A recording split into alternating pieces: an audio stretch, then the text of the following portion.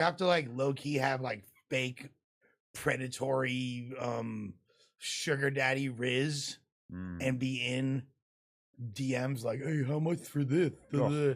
I just Hopping in the DMs is crazy. Just like so just intolerable. There's that feeling of like, oh, I need to message you. And it would be so much easier if it was like a little menu. Well, yeah. Like if I want to buy this, it's just right there as an option. And also when I'm Jay Owen, it's like I'm getting this over with pretty fast. Yeah. I'm not the hour-long goon session guy.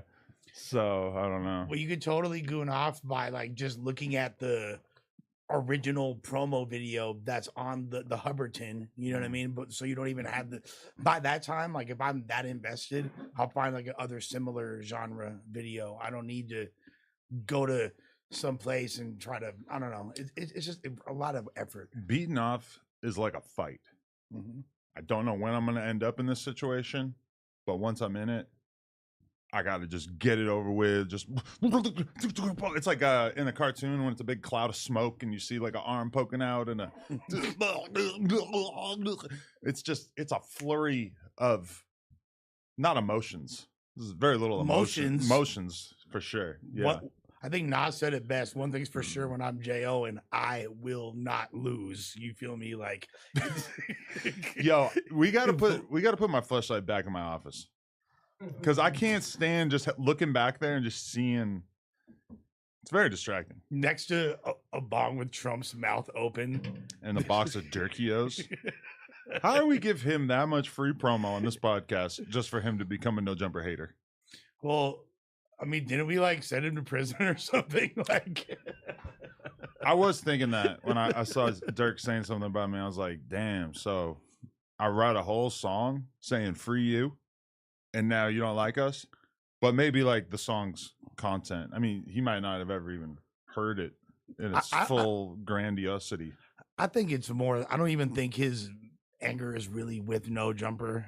I think that's just kind of blanketed under his whole, we're trying to push a different image and blah, blah, blah, blah. And I think that in reality, there's not going to be as much coverage for the peace movement as there ever would be the funk and all the, that's true, the negativity. So he's probably but just he is the one ordering murders, which realistically, like, you know, it's kind of hard for you to like sit there and say, oh, this media company is dividing the culture and this everything is, you know, bad because of you. It's like, no, like you more than most people have really thrown fuel on this fire. Well, especially when your main contribution to the culture as an artist, I mean, not as an artist, but as an A&R, is putting on arguably like the biggest serial killer in hip hop history. That's what I'm saying. So, you know, he's got to look inwardly, take some of this time as reflection. At the same time, though, free Smirkio, he ain't do nothing wrong. Sure. But also, like, Dirk was, or Vaughn was the one really going to work every day and, like, getting his hands dirty. And he was just getting to the point where he was starting to, you know, own his own McDonald's. Dirk been owning a series of McDonald's, apparently. But, you know, King Von was just getting to that point where he was no longer the general manager. He was the owner. And I guess we'll never get to figure out exactly how that would have transpired for him in the long run. I guess we probably know that it wouldn't have played out well for him in the long run. That Big Mac sauce was purchased with the blood of many fallen ops. Many GDs. So, you know what I mean? Like, GDs in that Big Mac sauce. You know what I mean? Oh, man. What about Rico Reckless trying to convince me that, like, I should shake up the GDK thing with him because that's such a normal way to say hello where he's from that we shouldn't even lose any sleep over it. Like, I should be willing to do it because it's so normal that everybody does it. I'm mad confused by the fact that he's not a GD. Like, that threw me for a loop for a while. Like, his affiliation was, I never could really tell what it was. I thought he was down with GDs for a while. Like, he came in the game dissing hella BDs. Yeah. That first diss track over the Hit 'Em Up beat, he was on. But oh, okay. Here's something I would like to reveal to the world. Spit it. Is that I sent the clip of Rico Reckless talking about meeting Chief Keef for the first time which allegedly happened, I don't know, within like the last few weeks or month or two. Like he told this long story on the podcast about meeting Chief Keef for the first time. It didn't seem like he was lying. It seemed like this was a real story. He didn't say anything disrespectful about Chief Keef, whatever. And if anything, it was surprising to a lot of people that they hadn't met before, since they'd obviously kind of gone back and forth on the internet and whatever. And for the people wondering, yes, Bricc is going to be here in a moment. And then I sent it to Chief Keef. I sent him the clip. Chief Keef responds. Maybe I'll just play it because it's such a little glimpse here. It's so brief, but this is what the mind of Sosa. This is what he responded to the clip of Rico Reckless, claiming, for the record, the title is Rico Reckless on meeting Chief Keef for the first time recently. I sent this to him via DM. This is what Sosa responds with. Stop the cap.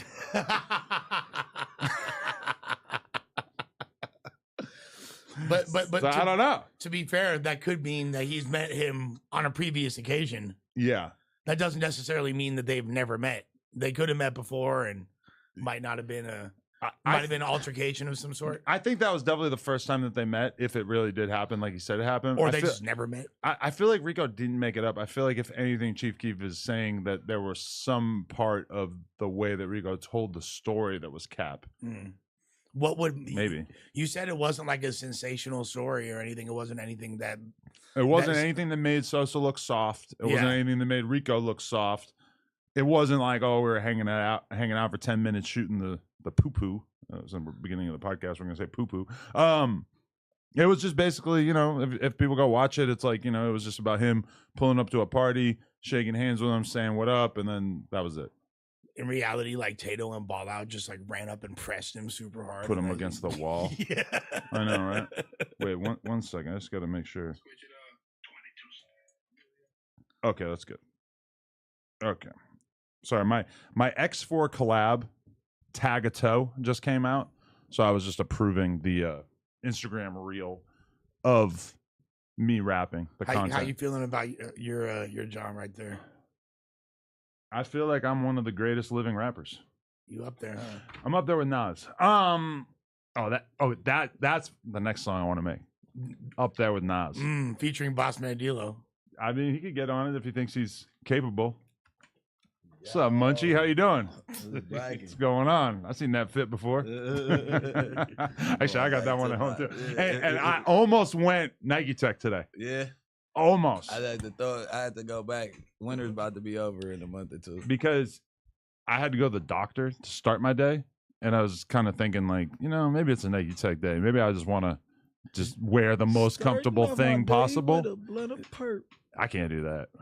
But is your booty hole fixed or what? Oh, an update about that. Let me tell you.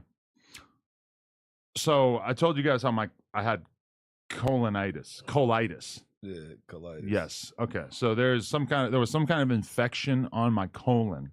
Now we're not sure why. I promise. I've been keeping my fingers out of there. I told you guys I wouldn't be jamming my fingers up there. Are you throwing up? No. And I didn't have any other like side effects. Like I didn't have diarrhea, which is like commonly associated with it and stuff like that.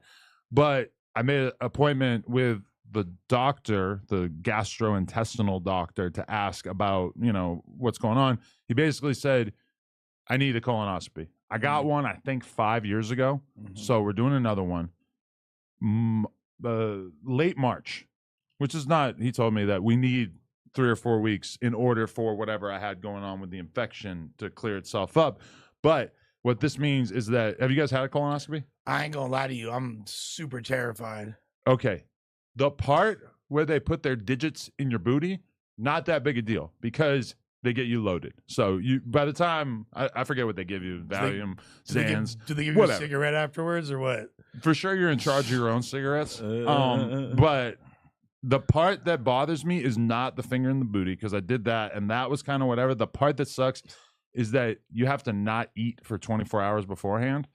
I don't know about you guys, but that to me is a massive challenge, not eating for 24 hours. For sure. It's so bad. Well, there's ways I could circumvent that personally if I wanted to, you know. What do you mean? You're gonna have not eating? You're gonna have a terrible mood, the doctor, though. It's like not eating and going through that bullshit. It's like, why not cuss the doctor out? Okay, but so 24 hours means I can wake because I have to do it at 6 a.m. So I have to wake up at the day before my 24 hours starts. I got to wake up an hour in advance, eat a big meal, then start my 24-hour fast. You can have Jell-O. Isn't it like I don't find Jell-O very satisfying. Isn't it like a similar process that like female porn stars have to endure before anally whoopty whopping? Yeah, they usually have a protocol where they'll not eat / I forget what it is. Fibrous. There's some kind of fiber thing that both women and gay men engage in that makes your poops seize up and stay inside your body. Okay. This is different than that. I'm not getting banged in the ass. But either way, 24 hours without food, dude, is so brutal. Yeah, no, but I'm not gonna lie. worst. Like, I know I'm of the age where I for sure should have had a colonoscopy, and dude, like one of my friends wound up getting one like a year and a half ago, and got the worst news possible. What? And bro is now like fighting stage 4 cancer. No cap. You feel me? Prayers up. F cancer. You feel me? Much love to my brother Bishop Brigante. You feel me? Like, yeah. So he's been like pushing the line. Everybody get your colons examined straight up. You feel me? Like, obviously that's the worst case scenario. Get fingered. If I work tomorrow, you can come over. I could. But you could do the pre-colonoscopy for you. That's why I thought that you were having problems to To begin see how with. I didn't know comfortable if you there would be was with it. forced booking going on. My thing is, if I had cancer, if I found out I had cancer, I wouldn't want to tell anybody because I feel like the whole internet would be rooting the cancer on. And I don't really want to I don't want the cancer to have a cheerleading team that is millions of people on the internet being like, get him, this is our one chance. Hip hop will finally be saved. This is like the inverse of Kendrick. Kendrick is here to save hip hop. Yo, my asshole is Drake. Where if whatever I've been doing in life, they want it to stop. And the only way they're going to get it to stop is by rooting on this cancer. And I don't want to give him that satisfaction. When I died, like Virgil was beloved. Virgil died like that. Yeah. We had no idea. Yeah.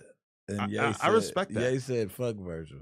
I know. I saw that. That was very disgusting. He's pretty confused right now. But then we find out like what really matters to him in life, which is like helping Kodak. Well, Virgil did the things that, Virgil did a lot of the stuff that Kanye wanted to do with his life. Yeah. And Kanye wasn't able to because he's too much of an asshole. Nobody wanted to put him in positions like being the creative director of Louis Vuitton or whatever.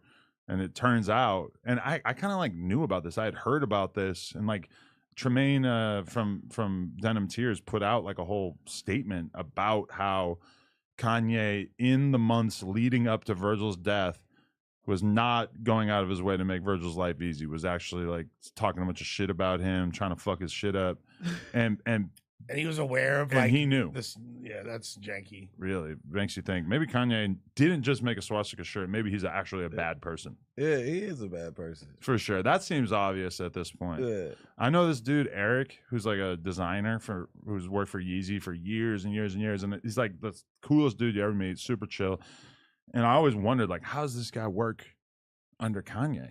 Like how does a seemingly nice, good-hearted person operate under arguably probably one of the worst people in recorded history? And the other day, he resigned publicly, put out a statement saying he was resigning. He told me it wasn't because of the swastika shirt. It was because of, quote unquote, a lot of stuff.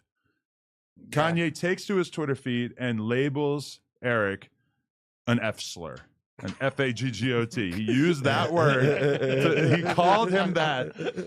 And again, like, as far as I know, no record of homosexuality, but Kanye just came out nowhere. And it's like, especially grimy when it's a dude who is not really like a public figure like that. He's not like super like, I guess within the Yeezy community, people know about him a little bit because like Milo Yiannopoulos was clapping at him one time. Yuri. It would be like a Yuri, except Yuri's like a streamer and a podcaster. This guy's literally just like a designer. I don't think he's like on camera ever. He did make a public statement though. Kanye. Like, well, you said that the guy did. Yeah. This started with him thus putting himself in the public sphere, and he was acting like an F slur. Well, Beanie Siegel called Kanye an F slur back in the day, and Kanye was upset.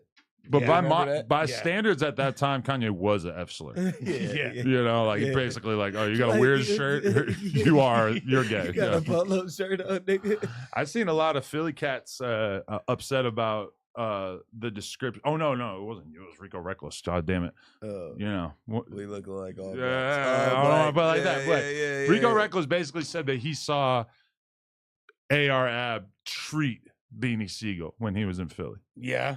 AKA like, hey bitch, go grab me something to eat from the store, like that type of shit. And like Beanie just took it, according to Rico. And a lot of people are very upset about this. Well, yeah, I don't know that to be true at all, but I do know that AR Ab is an absolutely terrifying human being. Especially at that time, he was running the city. You can't wait till Beans lose a lung to start breathing on Cub, bro. Yeah. You can't do that. You gotta let OG be OG. You can't be, hey, bitch, go to the store. Like, come on, man. You know Cuz don't got no win with you at all, literally. I feel like you can.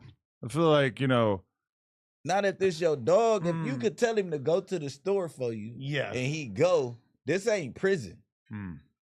You get what I'm saying? If he gonna go to the store for you just because you his dude, and then you like, hey, bitch, ooh. But okay, you know he can't fight back, I'd kill me a nigga. Let's say there's a dude around your way, and he's the bully. He's a big bad bastard. He's big as hell. Scary as hell. He keeps 10 switches on him. Let's call him, and you live in fear of him. Let's call him 4 extra. Just for the sake of conversation. You just fucked the whole thing up. I'm never gonna get a good answer now. But one day, I'm gonna give you the same answer. Okay. A white guy like this can't get me out my. Come on, man. He changed his whole energy. This is why we rocking swastika shirts. Yeah. Every time he see a gang member, I used to walk through your hood. Wow. Fucking faggot ass up, nigga. Wow, and look at this. Actually, you know what? We can dissect his words and tear him a new butthole, because when 4 Extras was here, obviously the pace of the conversation was very fast, and we were not really like falling into like long, in-depth conversations about much stuff, but we could definitely dissect some more Lush clips. That's the word on the streets, is that we didn't hold him to the fire like you were supposed to. I'll jump through that motherfucker, jump over it, and backflip. I'll do the same dance that Serena Williams did on Drake's grave the other day. She did look good. She did look good. She looked great. Anyway, so this neighborhood bully that I'm describing with 10 switches, not 4 Extras. You said 10 switches? Yes. That's a lot. So he, at any given moment, he'll shoot himself. Go ahead. No, never. He's such a marksman. He would never do that. And you're cool with him, but at the same time, he can kind of send you to the store. Which I know the gangster in you probably doesn't want to admit that there's even a possibility of this. It ain't even the gangster in me. It's the social hierarchy status of Bricc, baby. I'm not going to the store, nigga. You go to the store. Okay, rewind the clock. Let's say you're 18. Okay, say I can go to the store. So he's like the OG. He's 30. He's been the big dog since you were a kid. I took the ego out of it. Go ahead. And then one day, either he gets sprayed up or he gets hit by a truck or whatever, and he's in a wheelchair and he's no longer the big scary guy that he used to be. You probably take a lot of joy in sending him to the store, right? Nah, you just let life whoop his ass. He gonna take too long to get back. Okay, he could still walk. No, but there's a big difference. But look. I would never bully me. I wouldn't even bully him, like send him to the store. Like, I probably, if I hated him that much, and now he used to have 10 switches and all that, he was a perfect marksman, and I had a doubt that if I pulled my blick out on him and tried to shoot him, that he'd shoot me back. Now he a little crippled. It's a wrap. It's a wrap. I might wait till he go into his motherfucking visit at the. Nah, but you feel bad for him. You don't want to kill him. You don't want to hurt him like that. Man, any bully gotta die. Every bully get wrote out the script. This is not no bully land. Niggas don't go find somebody your size and your pace and go bully them, nigga. This is the 60s mentality right here. You don't give a fuck. To be fair, all bullies gotta go. The last bully But to be fair, Beanie Siegel's name was the Broad Street Bully. That was his moniker. But it's also a big difference. AR, the way he was rolling, he's 30, 40 deep. He could have easily sent one of the younger dudes. There's no need to send Beanie to the store. But I don't even know if he actually sent him to the store. Happened. Yeah. I don't know if he sent him to the store so much as he just was like, hey, bitch, and like was clowning him in front of someone like Rico Reckless, who's like the new young drill rapper out there or whatever. Like he's somebody that AR might have wanted to impress just to let him know what his status is in the neighborhood. I think just do it with someone else besides Beans, because like we love Beans. You feel me? He was probably looking at Beans like, you've been doing all this rapping all these years, talking about being basically the dude that I now am. Yeah. So I'm gonna clown your ass. Well, it's like, you know, the that interview you did with RIP YBC Duel, he was literally talking about, I don't want to be known as a dude who's like in Philly that used to be somebody or was about to be cracking. Like I'd rather not be alive than be that. Damn. You know what I mean? Yeah. He said that on No Jumper. That's such a young kid thing to say, because in reality, if I make it to like 60 and I'm no longer a cool YouTuber and now I'm just a straight loser, I'm the guy that like used to be a cool YouTuber. Joe Biden. Now I'm just barely getting by. I mean, you're still alive. 60, being alive is good. There's people still running 15 miles at 60. Maybe 70. Not me, but yeah, for sure. You are going to want to be in shape so bad at 60 that you're going to be running. You got to think. You got Parker. You got all this stuff going on. I don't know. She'll be 20-something, but you're going to want to be in shape at 60 because you ain't going to be able to walk. If I'm 60, my kid will be 24, and at that point, presumably you got a couple kids. At that point, they're all adults. It's like, who cares if I'm a lit YouTuber? All that you need is enough money that you don't have to be digging ditches day in, day out. And then you get to watch your kids grow up. You get to chill. You get to sit on the beach. Even if you still got a job or you're still working on something, whatever, that's still pretty good. A nice body determines if you paying for pussy at 60 or if you're George Clooney still knocking him down. Or I got to fuck my 60-year-old wife. Or I guess she's 8 years younger than me, so 52-year-old wife. 52 is still don't sound so bad. You're definitely going to have a young side bitch by this point. You're allowed to. That's like something. Like, come on. At 60, like, come on, baby, you going to keep. You know I got a young bitch. You get grandfathered into like a 23-year-old. If you stay down to 60, you're old like a little.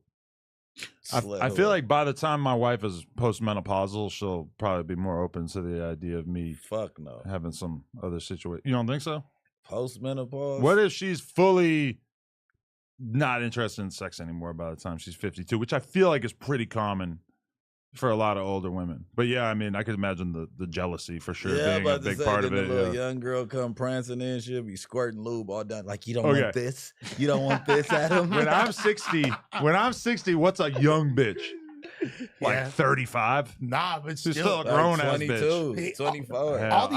I can't even be in the same room as a 22-year-old when I'm 60. Hold on. I just saw Ric Flair with a plethora of young females, and he's like 80. He's probably doing it for the look. He's doing it. And for sure, I don't consider myself above that. Well, Hugh Hef literally was like nightly orgies with 10 or 15, 20-somethings until the day he died. So there are still people out there with that taste. You know, I'll be honest. A lot of people make it seem like they're holier than thou, like they're above knocking down some bitch in their 20s once they hit 40. I'm like, yeah, right. You feel me? Like they're tripping on. For show, if you 65 and a bitch in her 20s is ready to go, you finna go. Period. Yeah, that's gay. Okay, you know who institutes those rules that basically make it like, oh, if you're 45, it's creepy for you to be fucking a 21-year-old.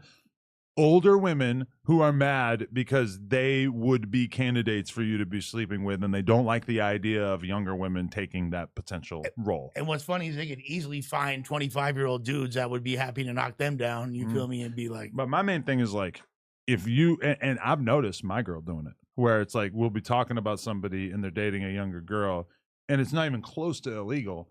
And her standard just seems a little out of whack to me. And I'll be like kind of sitting back just thinking like, oh, like you have this opinion because this is the kind of thing that could ultimately be a real factor in your dating life. Probably not with me, but at the very least, you know, like by the time like you're 33, by the time you're, 43, you could be looking at like a 21-year-old chick as like mega competition. And, Oh yeah, it's a reasonable fear. Yeah. Absolutely. You know, not necessarily for her, but just for any woman. It's not really competition because you have nothing in common with the 21-year-old. It's just like you're strictly around for that college pussy.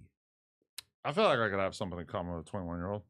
They're really into the internet. They could probably like explain memes to me that I don't get. That's what I'm saying. Like you have nothing in common at that point. I mean, like, have you heard of Babytron? She's never been For real. at that point. Like I tell people, she's never even been kicked out of an apartment yet. You gotta have a bitch that's been evicted a couple times. Yeah, knows about life. You know what I mean? I've never been evicted. No, I'm not saying that. But what I'm saying is like living 8 deep in one apartment. Yeah, is equivalent to you rather be evicted than that shit again. Yeah. Yo, that's funny you mentioned Babytron because I watched. I hadn't seen the In the Booth thing that Plaque Max does. That's pretty cool. Yeah, no. It's so basic that I would not have really thought that it would have worked. But it's basically just like the rapper in the stew, the Pro Tools or whatever the fuck it is, and then the person who's mixing it. And then the rapper just gets in there and punches in over and over and over. It's just literally them making a song, and that's it. But like, I haven't seen anyone. Maybe the chat can tell me. Kenny Beats was doing that years ago. Yeah. Yeah. Okay. Kenny Beats was doing that, but he wasn't live streaming, or was no, he? that's the difference. He wasn't. I think some of them were actually lives, right. but there's the videos had very little editing, and it was like you're supposed to freestyle. And he had a gang of fools on there. Denzel Curry being one of the actually.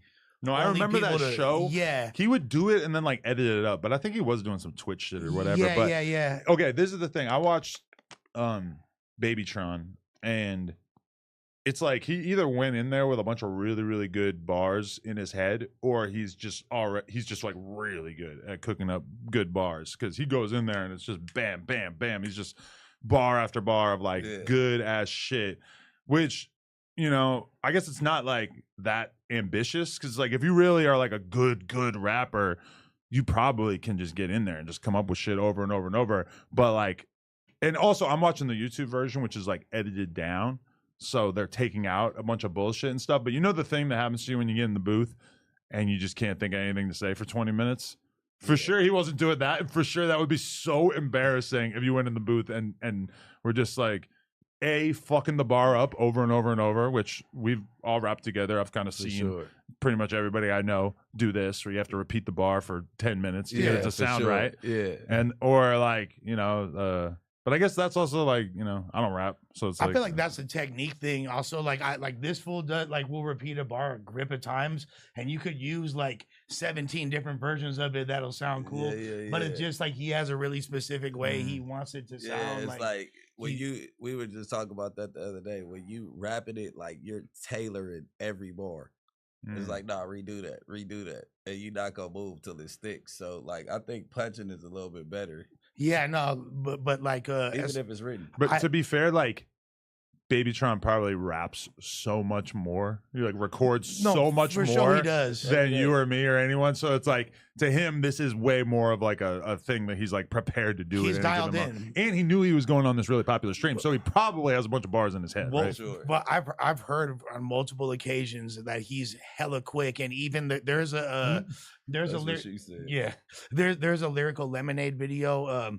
With Famous Dex, and it was like it came out I want to say like 6 months ago, and he like sends an empty to Tron and it gets sent back within like 25 minutes. You can see it like happen, like damn, Tron already knocked it out, here it is, like and it's fire. I think he's just super nice like that. But also if you a rapper like him who's a punchline rapper, you're thinking of bars 24/7. Like he's not turning that off. He for sure has a cachet. You talking punchline. Yeah, exactly. Like people like that, like everything is like a riddle. Yeah, one thou out. So it's also when you have the cool persona of Babytron, every bar can basically be like, I'm smoking a bunch of weed. I don't fuck with busters. I got bad hoes on my dick. Like, you know, like it's all about the standard that you're kind of holding yourself to. For him, he can just say a bunch of flash shit, 16 bars of that, we good. It's hard. Swiping, scamming, SRTs. Popped a perk one time. That shit was cool. Got these buffs on. And he's rapping to a Babytron type beat. Right. For sure. Right. for sure. Right. I wouldn't be surprised if it was a copy and paste from an unreleased. Also, Black Boy Max is a really good engineer, it seems, which is kind of like out of the ordinary to be a really good streamer, a really popular streamer, and you also know how to engineer like that. That's kind of cool. It seems like it. Yeah. Hey, while we're doing this, I just have to say, gosh darn it, I am rocking Fashion Nova jeans, and man, they feel great. I wake up every day and I'm ready to go in my Fashion Nova jeans. And also, on top of that, I would like to say that Prize Picks is the best place to get real money sports action. With over 10 million members and billions of dollars in awarded winnings, Prize Picks has made daily fantasy sports accessible to all. You just pick more or less on at least 2 players for a shot to win up to 1,000 times your cash. Run your game all season long on Prize Picks. You can now win up to 1,000 times your money. And it is, in fact, the best place to get real money sports action. Join over 10 million users and sign up today. Sign up today, and actually you will get $50 instantly when you play $5. You don't even need to win to receive the $50 bonus. It is guaranteed. This week on Prize Picks, I'm looking at the basketball board, and I will be selecting Jason Tatum for more than 29 points and Anthony Edwards for more than 25 points. Download the app today and use code NOJUMPER to get $50 instantly after you play your first $5 lineup. That's right, $50 instantly after you play your first $5 lineup. Prize Picks, run your game. I assume there's a link in the description or something along those lines. Shout out to Prize Picks for sponsoring this episode. Anyway, Tiger need to hop on Prize Picks and try to get his get back after losing 5 milliwops. that I am very skeptical about. You don't think it was real? I mean, we could probably all guesstimate where Tiger's at financially. Do you think he has $5 million to bet on a game? Well, there was apparently multiple. I think he was super competent. You know what I mean? He Like, lost $5 million on the Chiefs. allegedly. Peso Pluma walked up to him like with the competence of the cartel. I don't know. He was like, "What's up, bro? What's up? I have the I'll have your money soon." the same level of confidence that Tiger bet $5 million as remember when Drewski supposedly bet $1 million on the Yeah. Super Bowl and it went viral? Yeah. Yeah, Okay. I have about the same level of confidence. And to be honest, that is it's like Lily Phillips and Bonnie Blue. You know, you bang 100 guys, I got to bang 1,000. So it's like you want to bet $1 million allegedly, I'm gonna do $5 million because it's not like there's anyone fact checking this. So it's like a reverse Bow Did he Wow post his challenge. tickets? No, he didn't. Exactly. Yeah. I don't think Yeah. so. That seems kind of insane to me. Those tickets were in his hand the whole time while his palms were sweating. Yeah, well, I mean, like if you're betting with close friends or people that you rock with, you still have to quote unquote Yeah, have for it. sure didn't bet $5 million in the circle. Who got $5 million? Well, he's up there with Peso Pluma, other big. It's all just superstars. Oh, Tiger, he's up there with Nas. I want to tell you guys something that happened, and you tell me if this was too thirsty. Yeah. Tiger's been streaming, which is interesting because Super thirsty. kind of seems beneath him in a way. You know, like you got all these hits, you could tour, you can make all this money doing DJ spots and all this kind of shit. You know, I follow Tiger, I watch his story, I see him in the south of France being the cool rapper at all these parties, all that kind of shit. And now he's a streamer, whatever. I respect it. It could totally work for him. He could become a huge streamer, and maybe he doesn't even want to tour anymore. But Like Soulja Boy? I sent him a message. Soulja Boy, see, that's another person who streams.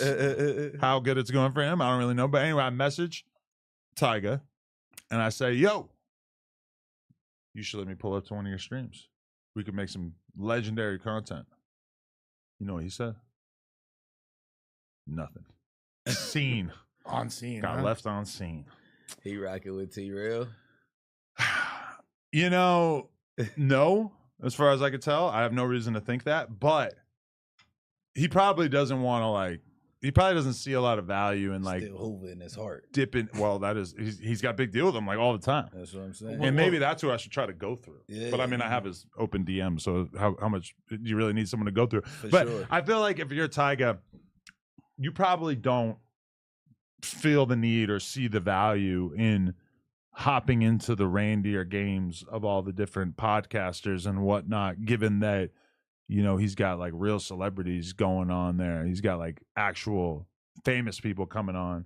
He's looking at me. He's probably thinking like, he knows me mostly for, you know, beefing with a who's bunch bigger- of random people. You know, he's probably perfectly happy to start his streaming career without dipping into the no jumper world. However, I will say He doesn't want to get robbed. and he also knows that I'm super aware of like everything he doesn't want to talk about, which is kind of a good thing because it's like realistically, if I were to go on a stream, I would be able to have a conversation with him where I talked about every single thing that he does. Like, yo, I'm not going to talk about this. I'm not going to talk about that, whatever. But to him, even getting on stream with somebody that he views as like sort of a clout chaser is probably. Well, the day I became a Hoover lover was the day I gave Tyga back like $1.7 million worth of jewelry. Oh, wow. Shut the fuck up. I swear to God, he left his jewelry bag at the main chick video shoot.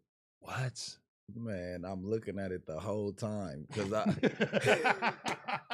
had that motherfucker before he got to the car.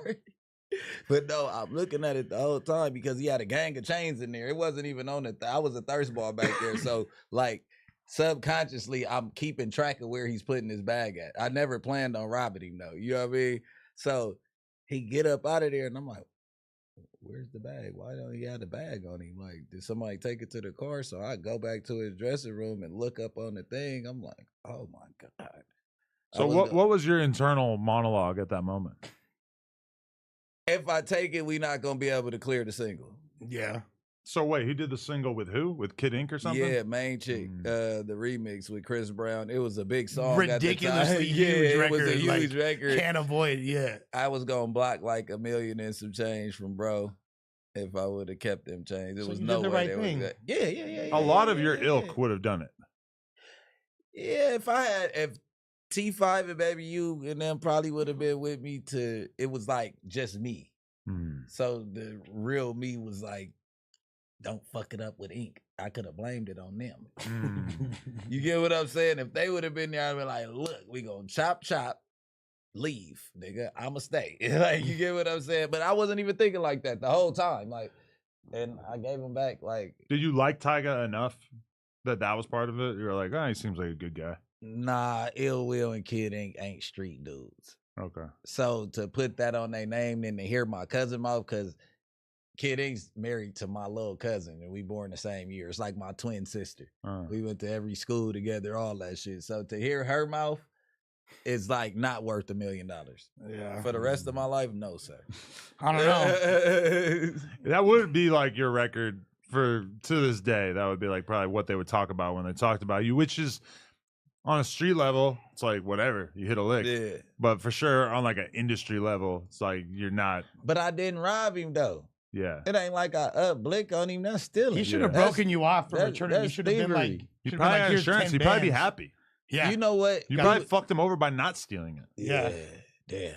You should have actually pulled up. You should have, Blake, in reality, in retrospect. Nah, but it was so much money around at the time. Like, that shit was cool, but it was like, I could not access 1.7, but bro, I was having like 200,000-300,000. Like, it wasn't really that time. Even if it was worth 1.7, you wasn't finna get that. And anyways. we was having big ass industry dice games. Like, they could taking 50,000-60,000 to the dice game. You get what I'm saying? Yeah. Ain't no telling where you gonna run into these niggas again, and you got to change. Like, I gotta just change this. Like our first step into the industry. I just got to change everything about myself.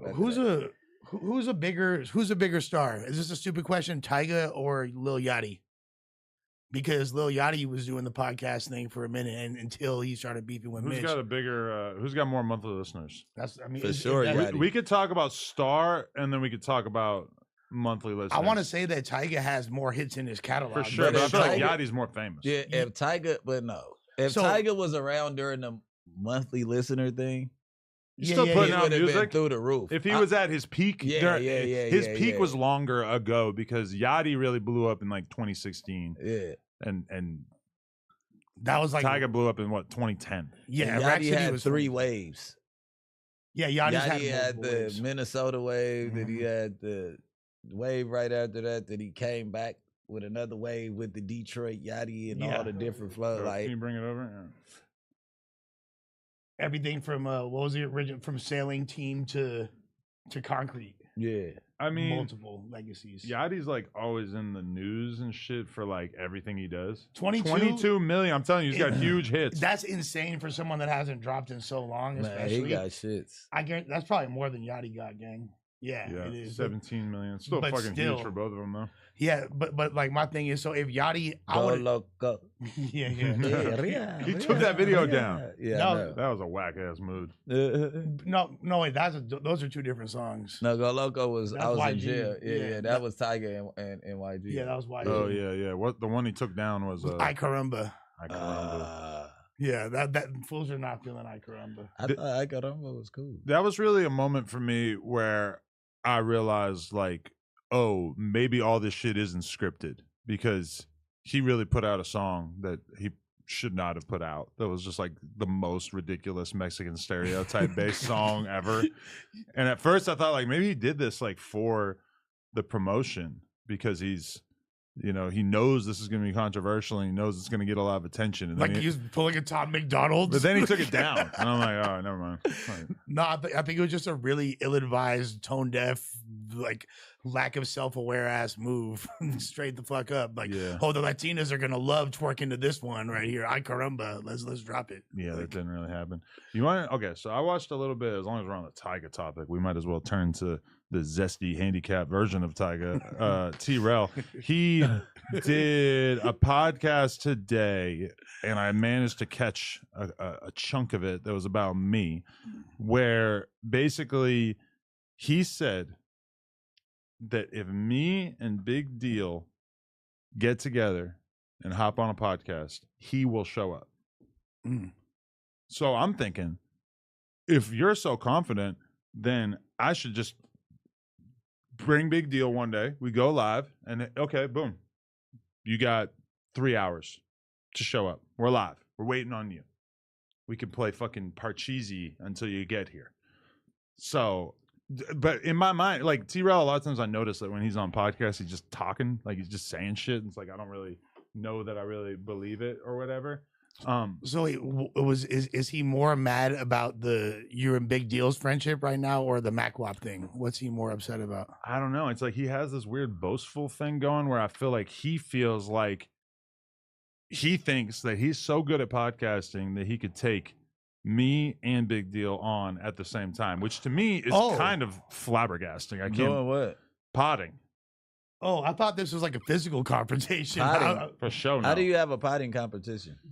Explain. You get together and you talk. This is actually a potting competition right now, even though we might not be thinking of it as such. Oh. But I mean, so be real with he you. thinks that he can execute more topics than you in a not more, fashion but which better. the fans You know, would we're gonna agree we're with. gonna argue. He we're gonna feels- chop it up. I meant to say better.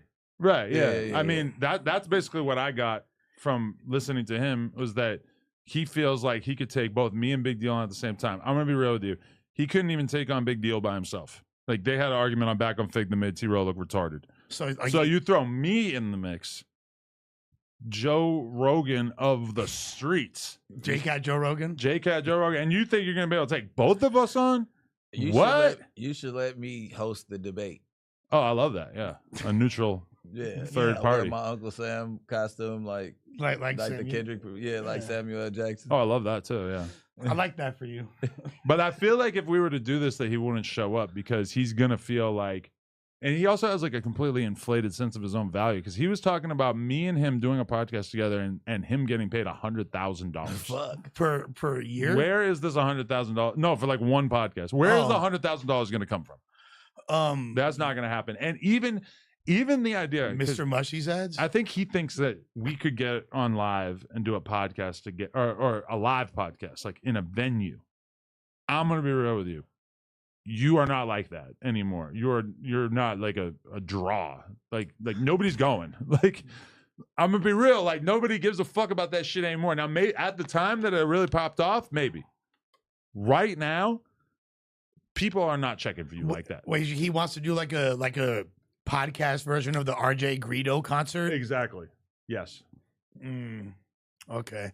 No, So wait, what I'm hearing, if I'm reading through, He reached out to you about this? Yeah, shit? No, he's just talking about it on the it sounds podcast like he they did wants to today. pod with you. Oh, he does Yeah. for sure. Yeah. Yeah. And that's why he got mad, is because MacWap had me on before he got a chance to like do something with me. He's mad about that. But it's crazy now, because this is another thing I got from watching that podcast, is that he thinks that like at first he was obviously mad that I went on the Apollo. Yeah.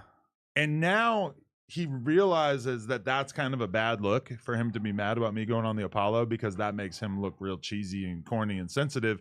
For me to for him to be really mad about me just going on somebody who's connected to him's podcast. So now he's not mad about that. He's mad at MacWap in general for poking at him and trying to provoke him. Okay. Which to me seems like a lie. It seems like the reason you're actually mad is because of the fact that this dude had me specifically on the podcast. I literally watched Heather cry Yeah. about this topic. Well, why did MacWap because I've been going down a rabbit hole and doing a lot of research, because I've been trying to figure out why MacWap and T-Rail had funk. What made them switch up on each other or whatever. And it's kind of a blurry timeline. There are a bunch of different small things. There was, at one point Heather was back on Fig and she had COVID. Yeah. And T-Rail is pussy whipped, and they ain't feeling the nigga who bitch controlled the narrative up there, bro. Nah, but it was That's also what it is. I didn't mean to cut you off, but yeah, that's definitely part of it, is that he basically has to go along with whatever Miss Moneybags does. We have to make sure that we're in good standings with your girl every time we come in this motherfucker. And if we not, it's like a thing, like it's tension in the fucking, you know. Because she publicly told MacWap off on stream. Yeah. Right, and that's after he had a pod where there was chicks going off on her. And then I'm like, damn, is he tripping? Because if you look at the timeline, and this is a theory that I've seen in some of the subreddits, and it got deleted multiple times, but a lot of people are saying that right around the time that that the info was coming out more publicly, that T-Rail and Heather used to go on dates with underage Kylie and all that. Right. You feel me? Okay, because the reason why that theory seems like it has legs to me is because of the fact that I've said so much shit to them, and for the most part, they've responded to everything. At one point, I called Heather a prostitute. She responded immediately. Why? Probably because she wasn't really a prostitute of any significance. Yeah. Maybe she was a sugar baby or whatever. I don't 100% know. But hoeing? Whatever you want to call hoeing. it. But Right. at that point, when I mentioned that, when I said something about them going on double dates with Kylie when she was underage, which there's a bunch of photos of this, and it does look kind of crazy. Never heard a word. After that, they went into don't mention Adam mode super hard. Never heard a word from them about that. And there's other stuff too. Well, there's deep lore on the Lipstick Alley forums. Because there's old posts talking about her stealing her style from whatever. But either way, another example of that is when we talk about Stet beating her cheeks up before T-Rail came into the picture. Never do you hear them talk about that. So you can basically tell what stuff is true by what stuff they won't respond to. And it seems about people who it seems like there was a gauntlet laid down to eliminate any discussion of the fact that they were basically helping Tyga to pursue Kylie when she was underage. They were to groom a 15. They were a groom team. We're grooming billionaires, bitch. What are you saying? No, and that was really crazy. Because, yeah, he really said nasty work, right? T-Rail did respond to that. Yeah. When I said that, you're right. He did respond, but his response was, "Man, I don't give a fuck. We grooming billionaires out here." And I feel like that was really what pissed Heather off, because she actually knows what the optics are. She knows she did something wrong. T-Rail is not smart enough to actually even know that he was a part of grooming her. But I think that Heather got in his ear and basically really mega shut it down with that. I feel like T-Rail thought he was saying I groomed her to be a billionaire. That is not what he thought, bro. No, I'm saying he had to, because it's who the fuck sits on their stream? I'm not trying to save him. I'm just hoping. It's I go to my computer and I'm typing with the homie nigga, I don't give a fuck. That little bitch was 16. I drove to billionaire. No, that's what it was. That's how he what said it was. That is how he said That's it. what it was. Hood. Yeah. Like, what the fuck are you doing? Like, That's- you get what I'm saying? Like, I don't give a fuck, nigga. At least you're a billionaire, bitch. No, that's how he said it. How many billionaires Puffy got up under his? Which, okay, to be fair, T-Rail at that point in his life, was he in a position to say no to his boss when it came to his boss fucking with an underage girl? I mean, In modern times, I think we're all so conscious of how fucked up that is that it's possible to see him not wanting to do that. At that time, what the fuck did he have going in his life? I think for sure, like, he was on He board. should have walked away. If Tyga was killing people, if he was a serial killer, I think T-Rail would have been helping him to clean the blood out of his car. Cool. Well, look at this. It still cost you 3 M's. You should have just walked away and told on the nigga. You would have been 5 M's up instead of 3. yeah, Rack City, bitch. Rack City, bitch. Because it's like, nah, because it's like you over here, like, you dick rolled a person so much that he got you in debt. He got you grooming teenagers with him. I mean, you just playing all different types of the field. Like, you a gang member. None of this shit is, I mean, the debt, but like, the kid shit could possibly be a thing. Have they put a charge on you for that shit? No longer a gang member. Your brother already say you're not a gang member, but let that shit pop up, that's over with. I doubt he was holding Tyga's dick at the base and putting it in. It don't But he say was that. around, for him. but I don't think legally don't he would have say been that able to in the be held paperwork. liable.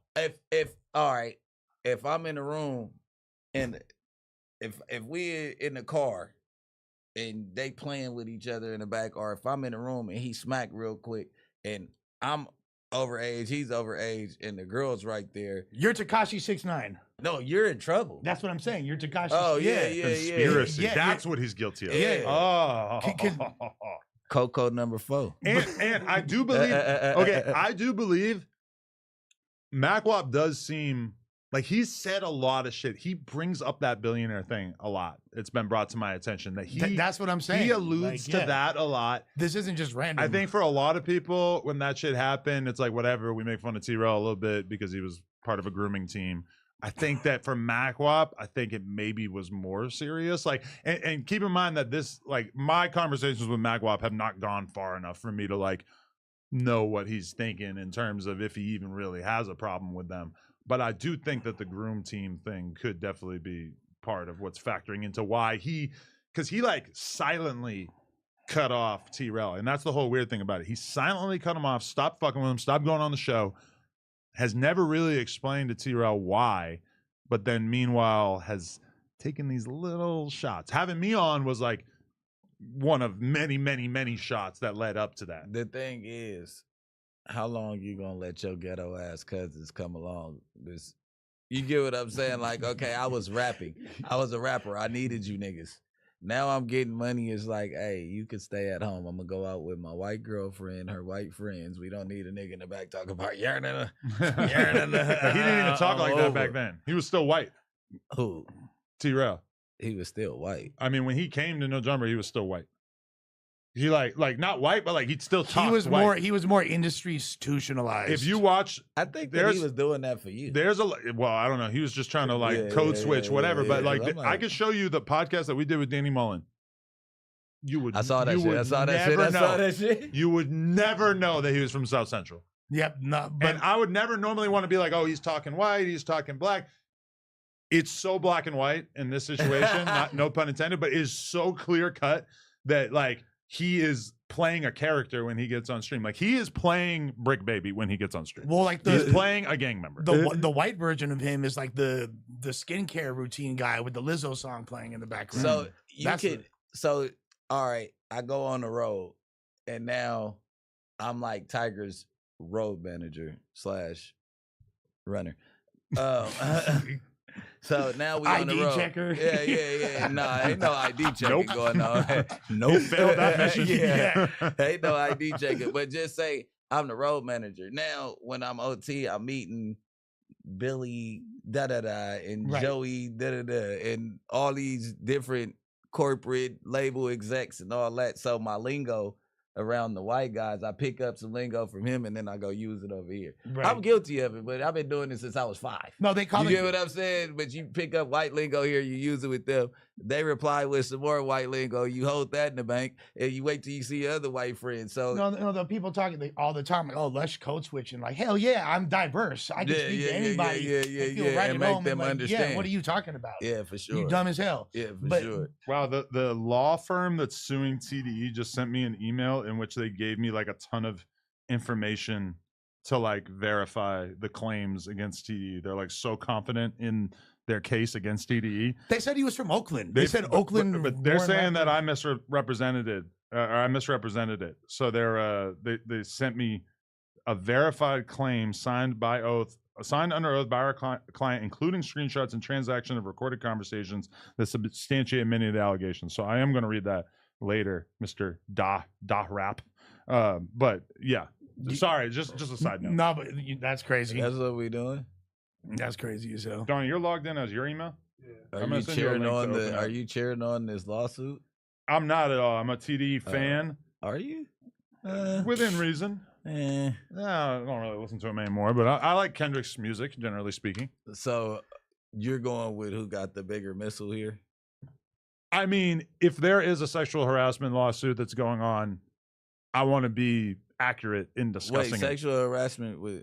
I'm lost. Oh, you don't know that? Nah. There's like a girl who worked at TDE who's basically suing various TDE members for sexual harassment, saying, Including I don't want to fuck that up. So I Alright, don't wait till 100% we know see. exactly who's Alright. being targeted in it, but they. I'm gonna go out on a limb and say it wasn't Absol. I'm gonna just like I don't think it was. You think they Absol. even let him use the studio anymore? I don't know. Scandalous as Not fuck. bad. I mean, Because- There's only so many studios at a What's certain the new point. dude that they got? Which dude? Oh, the Rayvon Black. Yeah. I'm going for him. I would. That's my bet because it's like you, the new guy. You ain't got no money yet. It's not You Isaiah still begging Rashad. for pussy. It's for sure not Isaiah Rashad. He's got his own separate lawsuit going on. No, but okay, I was gonna show this clip of oh man. Show the screen. I had a clip that somebody sent me of fucking Heather crying talking about us. Yeah, well, no, and And it got removed. Look at the backup fig moderators removed it because they fucking have their Reddit is like a communist China now. It's like North You can't Korea. post anything. And she's crying, talking about me going on the Apollo, which to me was so beyond shocking because keep in mind, when I was on there, I said almost nothing about, I don't think I said anything about her. Yeah, I made fun of T-Rail. I didn't say anything about her, at least partially because I don't want my wife to get on my ass. I don't think she was tripping on like per watching that clip because I reacted to it and then we talked about it yesterday on the news and Oh, okay. Flacco tried to make it seem like I was a racist because a whole bunch of other shit, whatever. But she, I think mainly seemed upset about MacWap. She white too. To be honest, White. well, yeah, well, Flacco moves that goalpost because If before Drake's white, she's white. before he said that Lotto wasn't black because her mama is white. You feel me? But now I don't know. So he's Whatever. yeah, Either way, yeah. I just couldn't believe she was crying Yeah, talking about that shit. But like to be fair, like I think some of her, most of her frustration seemed to be towards MacWap, and I can understand like why she would be frustrated and felt the need to turn up on him, regardless of what happened, regardless if it was over the whole like grooming speculations or grooming whatever. scene. Yeah, but because like she said, like I would be fake as fuck if there's people that are supposed to be like my homies or my man's family or whatever, and they're coming over every week eating my food and they're in my crib and I don't say something. So I felt like it needed to be addressed. So I can understand her frustration in that regard. On another regard, it's kind of fucking wild that somebody who's already had so much media training and been in the industry for this long is so emotional when you figure they'd be able to compartmentalize that a lot better by this point in their career. And the other thing about it too is that me going on MacWap's stream to them doing that stream was literally 6 days later. So you'd think that in those 6 days that you would have had time to get your emotions together and to probably realize that if you go in there and keep in mind, like pun put up the hurricane is coming or some shit. Like he was gassing it up like she was going to really do some destruction. Instead, she goes on there and just starts crying her eyes out. That kind of blew my mind. Yeah, So- and like I feel bad. I never want to see like a girl, like a woman cry. That sucks. You feel me? That really does. Hey, No, but you know what it is? It's because everything else in her life is falling apart. So she's crying be about other things involved in the same thing. Yeah. Her man's a bozo. Her man is washed. All the shit that they thought that was going to happen to them 2 years ago. Remember they were on the BET runway feeling like they were going to be America's next top couple. Banging on Sharp. It's back on Fig. What's up? Yeah, what's going on now? Didn't Pun say he ain't fucking with T-Rail no more? That's all cap. Oh. They did a podcast together today, and they didn't. I think because all right, that's their whole thing is that they don't really know how to do anything on camera besides beef. So they got to throw up. So they got to do all this fake shit in order to like hype people up to watch it. You know? Also like I fell for it today. I watched some of that stream. The coldest part of this whole thing is they could have avoided the Kylie conversation being brought to the forefront if they didn't make that hypocritical, ill-advised ass Teen Snipe diss track. And that is why that came out. That is why. Nobody was talking about that. Nobody had even thought of that until they made that song, which they like, to be fair, they immediately disavowed it because Wack tried to call them out on that. And they were like, nah, we don't think he's a pedophile. We just, we had to diss him. So we made the song called that, whatever. Which is like. Kind of like Kendrick. Literally. The similarities are insane. The similarities are insane because remember they dropped it right after our cipher came out? Yeah. Hours. Literally, they did the same playbook of the fake pedo allegation and dropping it right after the other one. That's a good point. Yeah.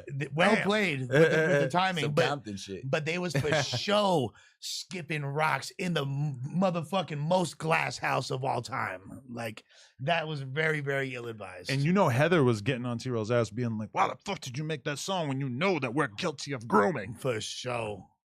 You see the oranges in the chat? And that was the time that it just ends up showing up like crazy in the chat. And all of a sudden, MacWop starts thinking, damn. Because I feel like, I don't know if he has kids or not, but like the first thing he asked me when he got me on the Apollo was, what's up with the allegations of that shit? Made me talk about it. I told him everything I had to say. And he fucking... Was that like... That was at the forefront of his mind. Were you expecting that?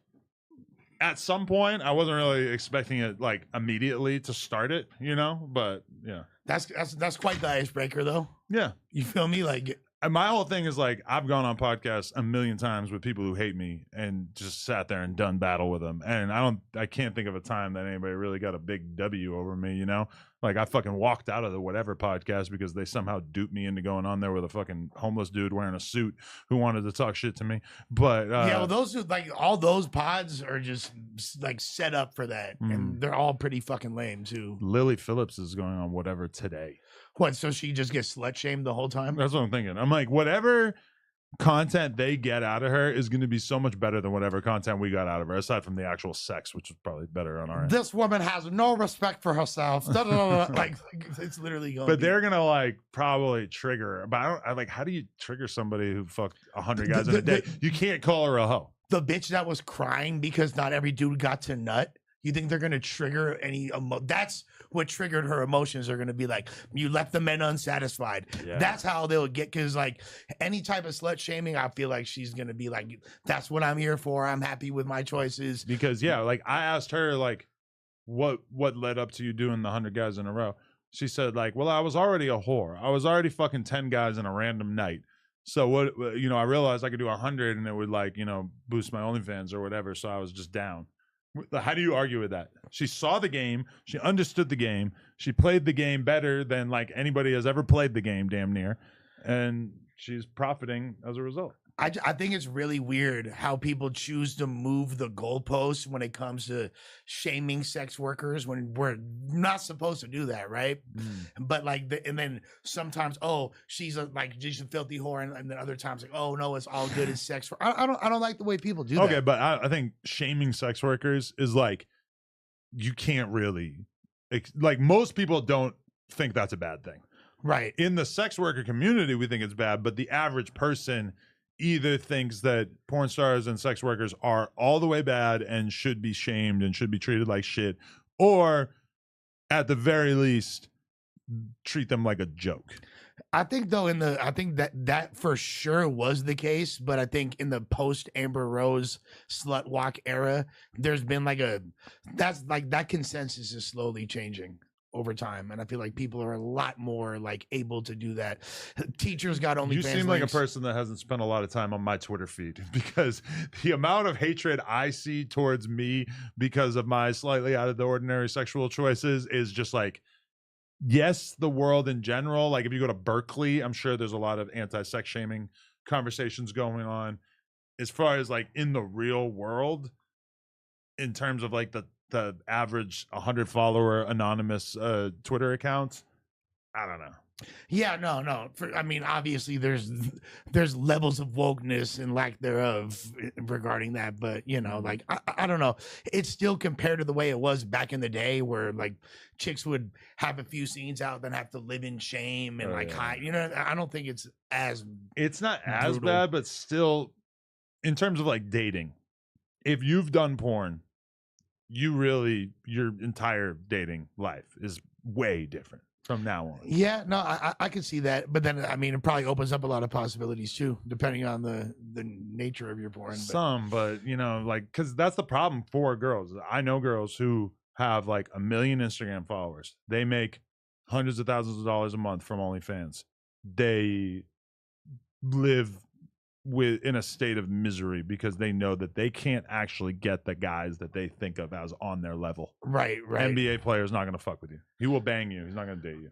Did you ever see that movie Red Rocket that Simon Rex was in? No. It's a really, really good movie. Dirt Nasty, Simon Rex. He was it was damn near like one Sundance and like had all these accolades as an indie film, and it's about like a dude who was like a cracking ass porn star. Then he's broken, has to go back to his old town in Texas, and that's kind of like an interesting. Well, that does sound interesting. Yeah, no, you would love the movie, and he killed it. Like it's a really, really dope film. But like, yeah, like I think for the most part, people be like putting extras on it, but I think also it's not that. I don't know. It just doesn't seem that taboo to me. I don't care personally. Like if a girl has that in her past, it's like that doesn't bother me. I feel you, but even for me, it's definitely something worth considering that you have to think about. Yeah. So well, okay, you're kind of like begging me to bring it up.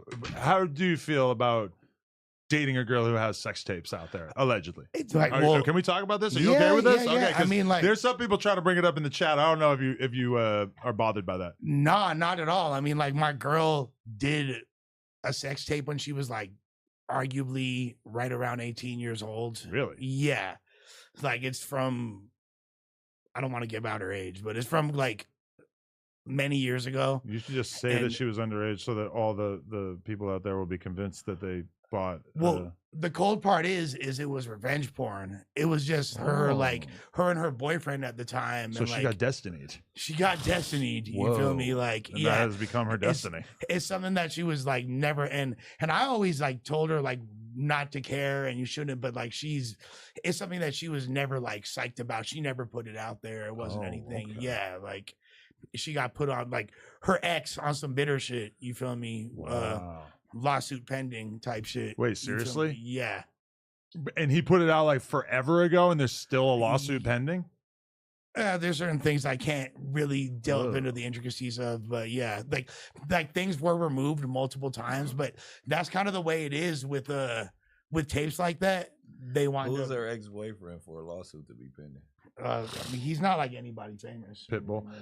It's no, Pitbull. but okay, yeah. That's the weird thing about it too, is that I don't think that revenge porn became illegal until like after Is Anyone Up? Like maybe 2013. Yeah, it's right within the statute of limitations. Really? Yeah. And that was like 12 years ago, which I Yeah. would think would be kind of a long time for a statute of limitations. I don't know. Well, I believe for crimes of this nature, it's 15 years. Let me ask you something. Yeah. Have you ever beat off to it? Nah, Have you watched it? Oh yeah, I've seen it. You like feel me? In recent memory or back when it dropped? No, like and when did it drop? Back in the day or like more recently? No, it dropped back in the day. Okay. That's just been out. Like you could I think the original upload date is like 2011 or some shit. Like, but it's old. It's old and not like I seen it, but it's like I'd already messed with her in real life. Why do I need to? You know what I mean? Like I have a lot of homegirls that have done adult work and sometimes you gotta spin the classic. You spin the block with the classics every once in a while just to appreciate an artist's great work. But You get in this discussion. Would you date a girl who had done porn? Yeah. You'd make her your queen. You'd wife her up. I went to go wife a bitch up. She hadn't done enough porn. You're out of here. I just thought I about don't what see I why was it's about to issue. say. It sounds crazy, but I got a video of one of my ex bitches. This before she was my bitch. I bump into a video of her going crazy. damn, So I catch the bitch. I think we in Texas or something. We coming out the club. I see her. I'm like, oh my God, that's the fucking top throat goat. Yeah, goat. the throat goat. Like, oh my God. I've been watching you for years. What I get up on her, we end up fucking around for like 2 years. Yeah. Mm. Not like to me, that's never been a thing that bothered me with her. I've dated other girls that are in the industry. Like that's not like I've said several times on this pod. Bitch ain't got a past, she got a future. You feel me? Mm. Soda Wild Oats, get that out your system when you're young, baby girl. Because I mean, I don't. If she's out there slutting right now, it's a problem. you did that don't back want then? your girl to be the first time she on camera is with you. Like, not like that. Like, get broken in, bitch. Like, you know what I mean? Like, Yeah, you know what Nah, I I mean? feel like a don't lot of want dudes, no- that's exactly what they want. Nah, Yeah, that's why They want to always be the got- first one. Like, maybe you go on to do other stuff after, but as long as I was the That's first why one. their relationships don't last after the bitch cheat. boom. You get what I'm saying? 'Cause she After had the a bitch future. cheat, it's a problem. Mm. But when you cheat, it's no problem. You got to give her even playing ground. Now, if she cheating and she like veering off from what y'all had going on and she's sticking with this dude on the side, by all means, in the relationship, it's over. Mm. You get what I'm saying? Now, if you leaving her at home and you touring and running around the world and you hitting everything that come across your path and she get caught getting hit, you got to chalk that up like she chalking it up. The Yeah. thing about it is that you have to have the strong enough character that for the rest of your life, when people drop jokes about it, images from it, etc., you've got to be strong enough to not care, or at least act like you don't care. And a lot of guys, I don't think can do that. I mean, if that's gonna bother you, like you shouldn't be fucking with bitches that are outside like that. How you feel dealing me? with it? What? But let me ask you this: But I'm That's of that a P. very specific breed. That's what I'm saying. You gotta be kind of like that. Really showed me that you had like a little bit of pimping in your bone. You got a little, you gotta have guts and steel. Because for, I like, sold my hoe. not Bitch, even so. I'ma sell my hoe. No, you I'ma let her sell get hit and you didn't even stress about it. Yeah. You stressed about it because of you famous. Like if you wasn't as never mind. No, but If her just having a wasn't as dick in her- I was about to say Yeah, the I know- forward. I know what you're about to If you wasn't as famous though as you are Sixness. now, you wouldn't even have that type of, because you wouldn't have got that backlash. You would have just been like a low key porn star who bitch got hit, and then that was that scene, and it's over with. Why you switch to Marlboros? What's going There's a on? long story behind these. You just change it up. long story behind these. You like my He girl's stole mom. those, She be but- switching up her cigarette brand all over the They place. comp me those at the casino. all the They were a time. come up. I ain't even know why. This is a You come You up. stole tag. them? No, they were. Laying I around. found them. Yeah, they was laying Okay. around. Found 'em. Yeah. I That's how it procured goes. them. They're given to me at the end of a party. Regardless, do you feel like after that whole whoop-de-wop occurred, like the whole Jason thing, was it way more hate after that? Because like, did you feel, weren't you kind of like just getting a lot of love? Like, yo, this dude has like a sick life. Him and his girl get to bang out all the hottest chicks. Blah blah blah blah. I don't They feel were- like there was any love from that. I Okay, feel like it was like they were already hating. it was either people who were genuinely mad, furious about the fact that I was such a cuck that I would allow something like this to happen, Mhm. or then you had people who were just like, this dude Adam is crazy. Like, you crazy, bro. You a wild man. Like, you a crazy motherfucker. I got a lot of that too. It's not really like hate. It's more like just astonishment. But as far as like, yes, you're the man in the porn community, sure, okay, yeah, Yeah, pretty small community, all things considered, yeah. yeah. You said hate. It was mostly We hate. work at No Jumper, so it's just like it. Like I come from the '60s, then I got introduced to this No Jumper shit. This shit, like I'm so numb to shit. It's shit unreal. Like Well, a motherfucker could literally say whatever about me, and I just have to have the energy to respond. Like if I got time that day, I'm gonna respond. It's not because I'm the bigger person. It's because I already came to a realization that I don't got no friends. to be fair, Bricc is the guy that in his most recent song has a line where he says, seen so many bodies, I popped a bar and I didn't even feel it. Yeah, I'm saying I done seen so much killing. I'm off this bar sober. Yeah, And I'm I off this also bar say, sober. they say how you deal with all this hate, because bitch, I'm used to it. Yeah. I'm really from the double cross game. We curse with voodoo. Yeah. When you say you have no friends, what do you mean by that? I got no friends. Like you just can't trust anybody? Yeah, I got like at this point, if I don't call you my brother, you not my friend. Like, oh, that we gonna skip the friend word. Like if you ain't with me every day when it's time to go, cause see, we be going down there. Yeah. Them niggas don't pop out when we go down there. You get what I'm saying? So if you not with on my side when it's time to do the thing, you get what I'm saying? Then you ain't a part of the game. Period. If you not with me when it's time to do the thing, nigga, it's over with. Like, nigga, on 6-0. And I came to the realization, like, all right, I got 1, 2, one of them just came home. I got like 4 little homies. I take that back. I got like 8 little homies and like 5 brothers. That shit over with, though. Oh, got friends. Yeah.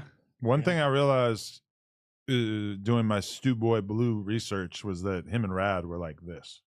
Well, Rad made the stew word cracking. Stupid turned up. So people were calling stuff stew, and that's what it meant? We was stew. The whole hood stew. Stupid turned up. Oh. Like Rolando's dope, nigga. Okay. I remember the first video I ever saw. Hey. The first video I ever seen with the word "turned up" being used was with Nip in it. You feel me? He was talking about this new word in the hood, turned up. Yeah, because we had the TIU. So Scrooge McDuck Cud just came home. Big bro McDuck, Rich Jimmy Jr. It was TIU Entertainment, Turn It Up Entertainment.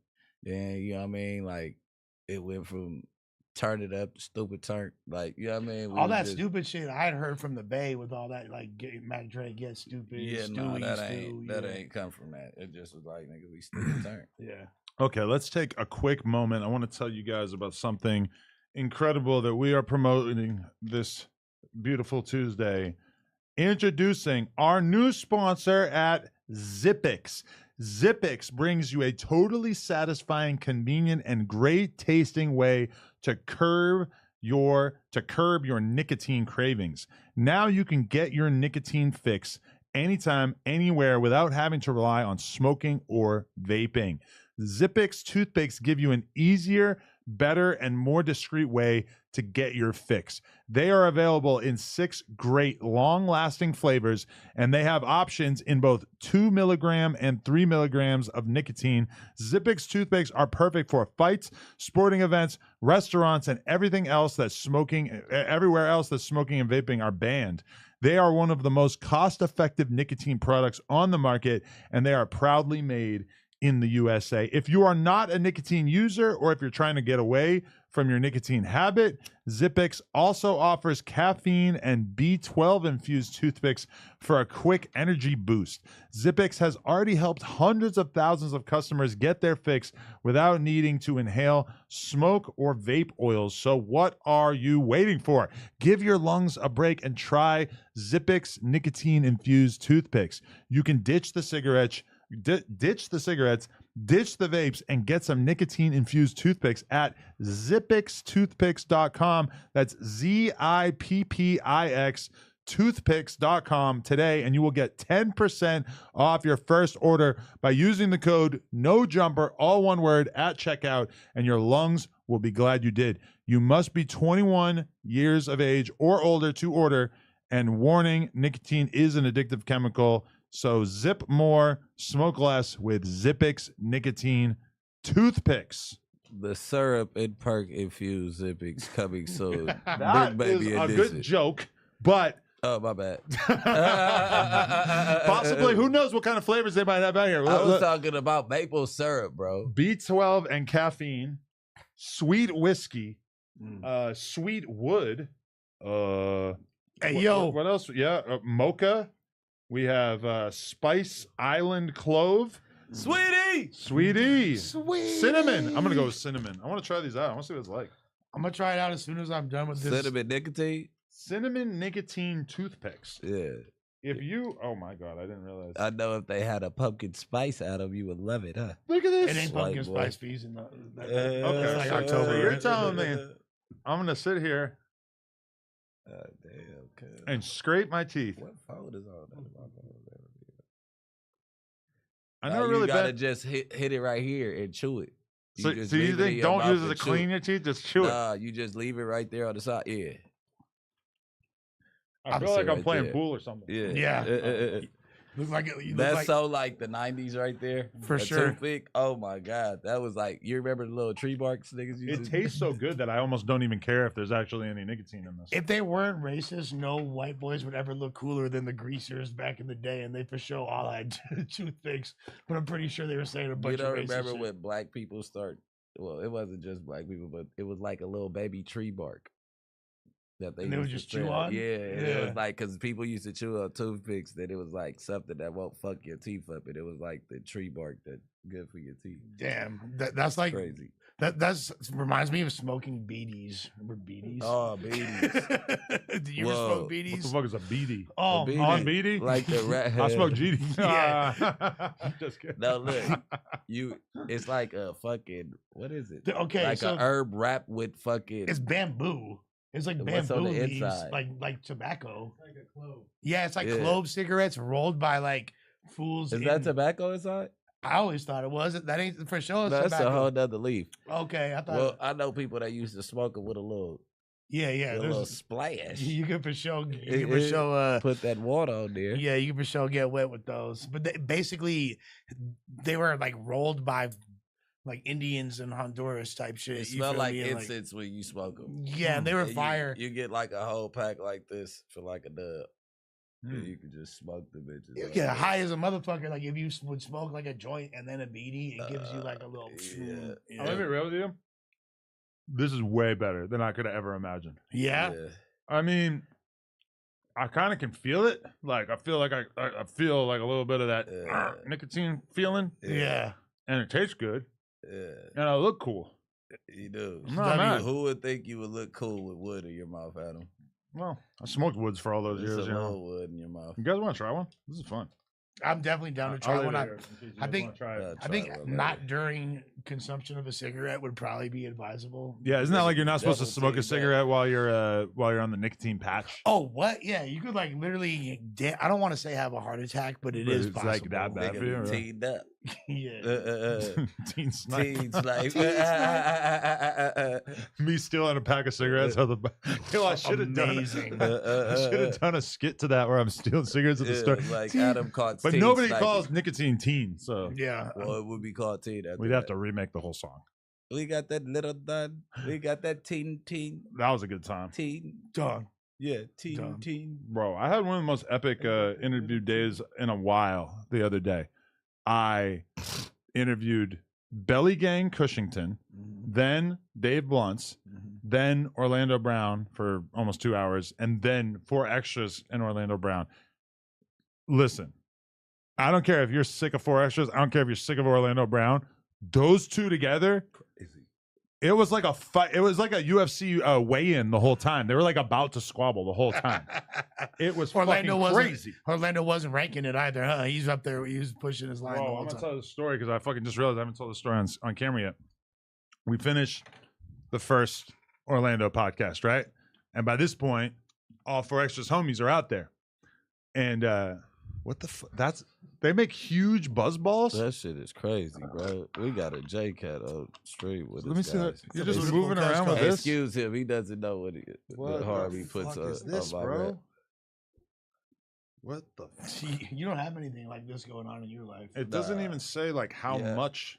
15% alcohol. This has got to be like. I could pop that full of blues today. This is like you should do that. This is like 7 regular sized buzz balls all in one. Pay me. You can't even get these in California. The blue flavor? Seriously? Yeah. It's called a Biggie. Biggies. Big balls in your mouth. Lush be drinking the biggies. I'm supporting a women-owned business. Are you fucking serious? Yeah. What kind of woman would Causes start women- this? I mean, at least she was in What the type of women wouldn't start that? She- A fucking drink that you just Bitches fucking do love curated? getting drunk. That's They a were real in the thing. kitchen. What do you This is mean? They're like doing the right fucking thing. Jungle Punch. It was in the kitchen doing like they're supposed to. So okay, it's owned Not by kidding. Buzzballs is owned by the Sazerac Company. Sazerac is a U.S. owned private company owned by Chairman William Holdring. Ooh, Doesn't sound like a woman. maybe he a bitch. With an estimated net worth of $3.9 billion. The Well, concept where does it say the women concept own for the drink originated from the shape of a spherical glass. Bro, who are the owners? This is like, He owns the holding company. Yeah, he owns the company that owns it. how dare they put that? Yeah, okay. So that's like the, okay. Damn, not the bitches in the kitchen. Oh, look. making- Merrily Merrily Kick Kick. founded Buzzballs in 2009. The idea for the drink came to her while she was grading papers by her pool as a high school teacher. Her sons helped her run the family-owned business. Young ass kids getting drunk as fuck. And then in 2024, the New Orleans-based alcohol company acquired Buzzballs in a deal worth at least $500 million. So basically, she She offed it. that company also owns Fireball, which I have many homies who are drinking Fireball All in type huge of quantities. balls. Fireball is fucking disgusting. Yeah, no, like literally, like they're unleashing a lot of havoc. And Southern Comfort. SoCo is fire. A lot You of people never drink had that Buffalo Trace? What is Buffalo Trace? No, I really no, but I that does sound familiar. Buffalo Trace. Why does it keep asking for location permissions? I've definitely seen people drink this. Disgusting. You I drink ain't that? gonna I lie. like wild turkey. If I'm gonna go Bro. off the deep end, I'm gonna go wild turkey. Wild turkey is like literally like the What? 60-year-old What? like what? That's that thing. Yeah, You ever drink Cisco? yeah. I You mean, ever this is drink essentially You ever fuck Cisco? this is essentially thought to Duh. Adam. If Too I- much? Yeah. Clearly, No, because look, I didn't want to. I hate to have main character syndrome, right? Okay. So, hate it absolutely. so yeah, I hate it. Potato no, I mean, Bosco, Avocado. Nose. avocado nose. That was right? part of my legendary first verse. My first verse. So, Bosco is beefing with somebody from his hood. Okay. Queen Street.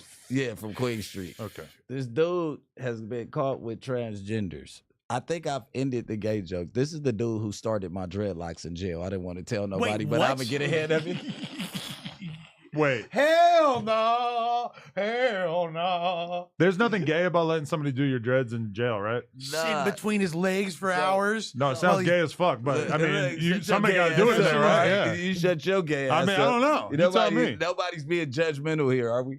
Hell no. I'll stop the story right now. We might I'll get stop there. the fucking story, bro. No, tell me. I want to hear all about So every gay thing you've ever judging done. my Okay, gayness, okay? So nah. Did he have the moisturizer? He did. He was, yeah. If he moisturizes you while he's doing your dreads, Bro, first of all, so I look up and I'm like, damn, where do I know this dude from? It's like this Omarion looking dude. So I'm looking, I'm like, damn, that's the nigga from Queen Street from in jail. So mind you, now I'm thinking back, like his dreads were perfect when he came into jail. You're not supposed to have perfect dreads in jail. He taught me how to kind of make my shit perfect, right? But he had red dye, and I remember asking him, like, who do your hair on the streets? He like, why would I go to a bitch to do my hair? You know what I mean? Like, I know how to do my own shit. I'm like, oh yeah. Like in jail, I'm like, oh, yeah, that's dope. Cause we all doing our own shit. He had a new technique to where I could lock my dreads. I'm sure he's got a What- lot it of was that- techniques. yeah. Missionary, pro Then I'm bone, like, prawn I bone. see them whatever that's beefing. He called. like, blood, you be with the trannies. I'm like, and you a hairstylist, nigga. No more gay jokes, nigga. This shit serious. 2025. Ain't no more gay jokes. A gay nigga did my hair in jail, nigga, and I didn't know. Somebody felt my scalp, Mm. and he kicks it with transgenders. Okay. What the fuck? It's not cool. I mean, you were upset about this?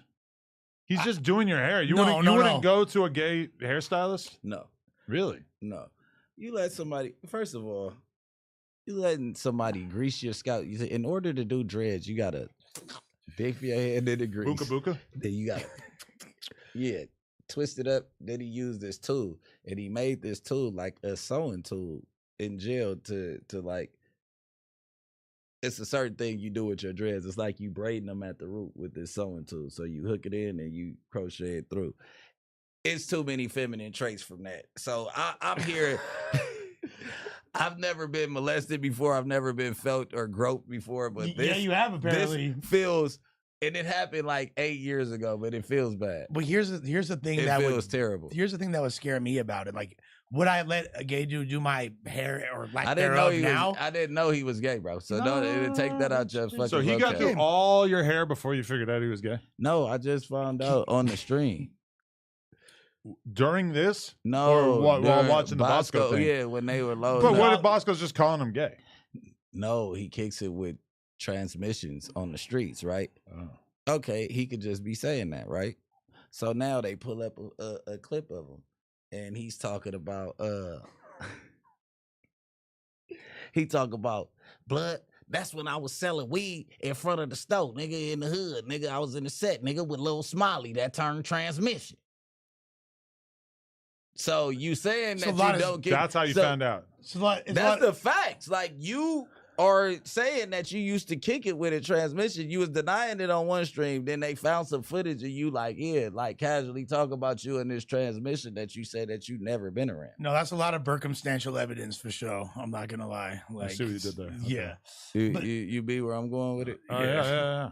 No, you gay. Yeah, you got your hair twisted up by a gay dude. You gay now. No, but no more gay jokes. Oh, okay. Sorry. Here's That's the where it thing. started. Like, if it happened on the street, that's one thing. Like, if I go and my barber happens to be gay, hell yeah, I'm sure he's gonna make me look fly.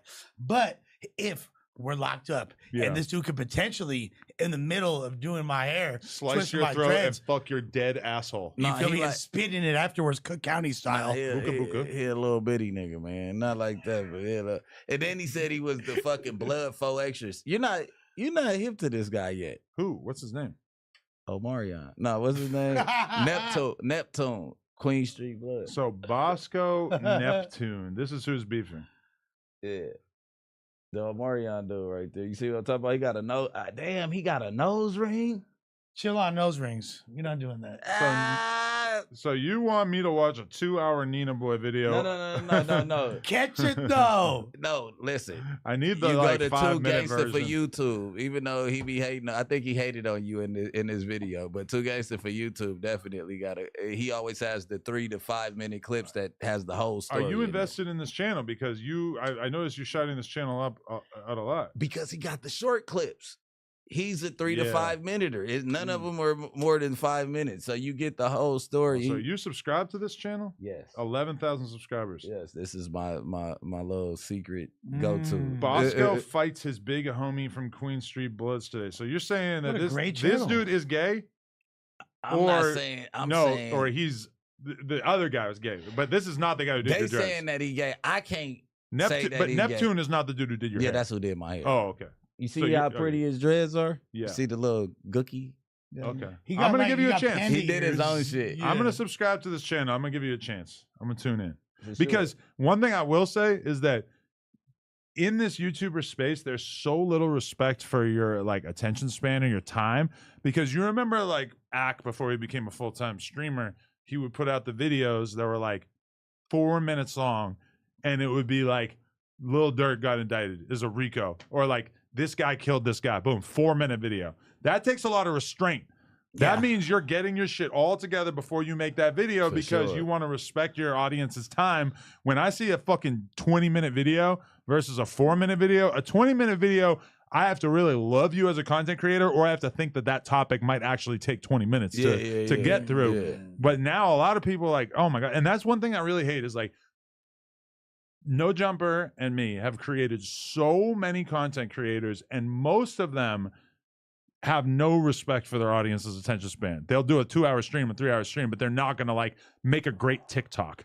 You know how people grow on the internet? You make a great TikTok. You make a great 1 minute piece of content or a great 5 minute piece of content. That shit is going to actually move. But so few people want to do that. They just want to sit on stream and babble They and take want super the chats. mid-roll advertisement. Exactly. No, I'm not gonna lie. And that's why a 4-minute video is bad. But it does make some money, and it makes your audience feel respected. Exactly. Well, look, like you're lacing some tennis shoes right now, and this is something that I feel like I'm guilty of as a aspiring creator myself. Who, Lush? Yeah, nah, no nah, way. Nah, hell no. But like Impossible. yeah, me long-winded. What? No, but I kind of thought that was like the whole point of YouTube. Like they incentivize you having watch hours, so you want to make as long of content as possible, it would seem. That's true, but as far as getting a bigger audience, like if you have an audience that like of 1,000 people or a couple thousand people who are going to watch whatever the fuck you upload, uploading long ass content, yeah, sure. But if you want to like bring new fans in, you basically like, especially as a podcast host, podcasts are the hardest thing to get somebody to watch.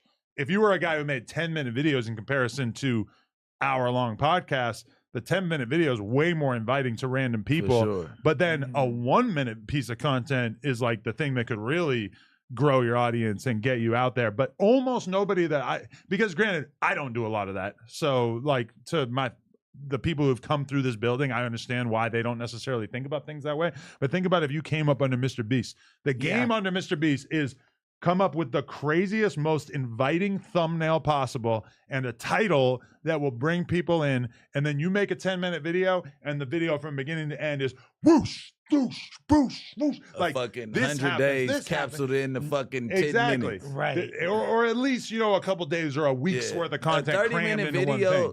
His 30-minute videos cover hundreds of days because when they're locked in the bunkers and sometimes, all that shit, they do the time lapse. But think about think about somebody who, granted, they're no longer a relevant content creator because they fell off so bad. But Yuri goes to Vegas with his girl. They get in fights. They fucking do whatever. They make they're on stream the whole time. They'll make like 30 hours of content in the course of a weekend. But then meanwhile, like if he really wanted to grow his shit, he would film all kinds of shit over the course of a weekend and then maybe make like a cool 10-minute video that crams in all the best moments into that. But, but nobody does that. Nobody ever does that. Well, cool's a large ask when referring to that guy. Not a cool guy. But definitely not. Just if you make sure the content and it does triple the amount of your 3-hour content, you're essentially making more money off the smaller content. But also the shorter content is going to bring in additional viewers. It has the ability to really get picked up by the algorithm and go viral. Looking at it for money is like, bro, if you do more views, you get more money. No, like that long shit's not finna do views like but that. The long shit, they just think of it as like, oh, I'm getting super chats. People are sending $1 at a time and it's easy. It doesn't take any actual work and stuff. So it's like, I understand why they do it, but it's like, if you really want to grow your audience, short form. About the short form. I've noticed like the pod I did on Goblin's channel, he's dropped 30 clips. Exactly. And that's what you have to do in this modern environment is you can't just make like think about the fact that even until like 2021, we didn't have a clips channel. We would maybe drop like 1 or 2 clips from every podcast, but we didn't have any kind of system in place for it. But that shit seems like, how could you possibly not drop reels or shorts or 5-minute clips or whatever? Well, someone's gonna monetize the juiciest moment, or at least like gain they're gonna concentrate that traffic to one video, so we might as well do it ourselves, right? Okay, before we get into talking about anything that is big enough for the world to care about, like Kendrick and the Super Bowl and all that kind of stuff, I wanted to bring this up.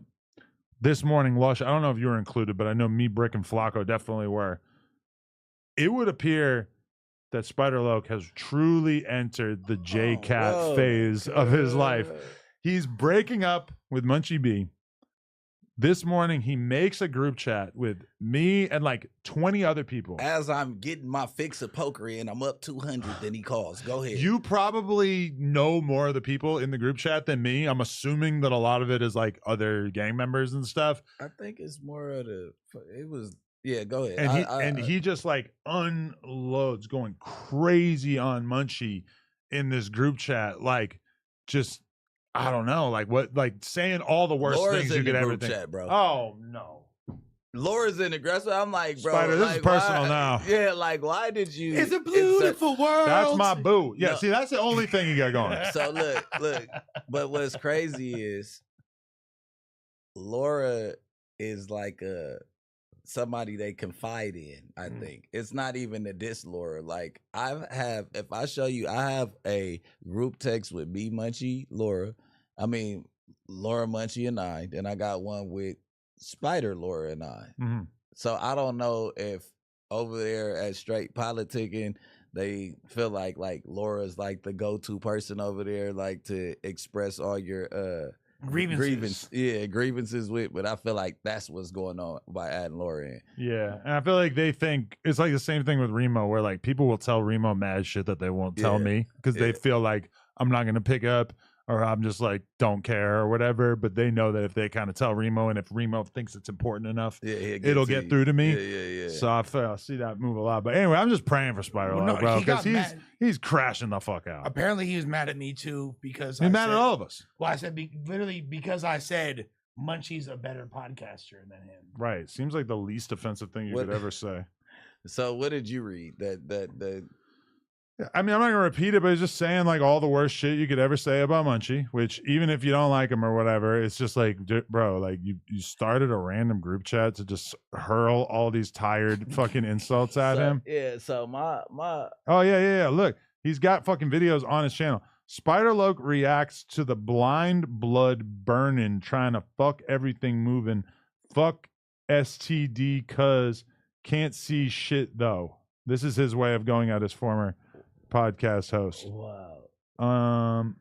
Fuck STD, cuz. Yeah. He was saying something about an STD in there. Personally, I don't give a fuck what's going on with Munchie's wiener. I don't know. Yeah, allegedly he burned one of his homegirls up there. Like, shit happens. But it's, who cares? Shit happens. Like, my whole thing is, when you start getting high and thinking about that shit, turn your camera on and make a video and then hide that motherfucker in the morning. Express yourself to the cat. No, don't do that shit no more, Spider, bro.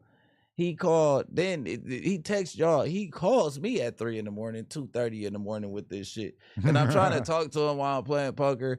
I'm just now playing 2 tables. I got one Omaha going. Adam showed me how to do this shit. So I got an Omaha table going and I got my regular table going, right? He calls in. I'm over here. I got to fold this. I look up. I folded something that turned into quad nines. So I start getting in. Then I end up trying to get back angry and try to like steal some money from somebody. He ended up having a great hand. Took like $60 from me in one hand. I end up cussing Spider out like, bro, I don't give a fuck what you going through. Like, we cool.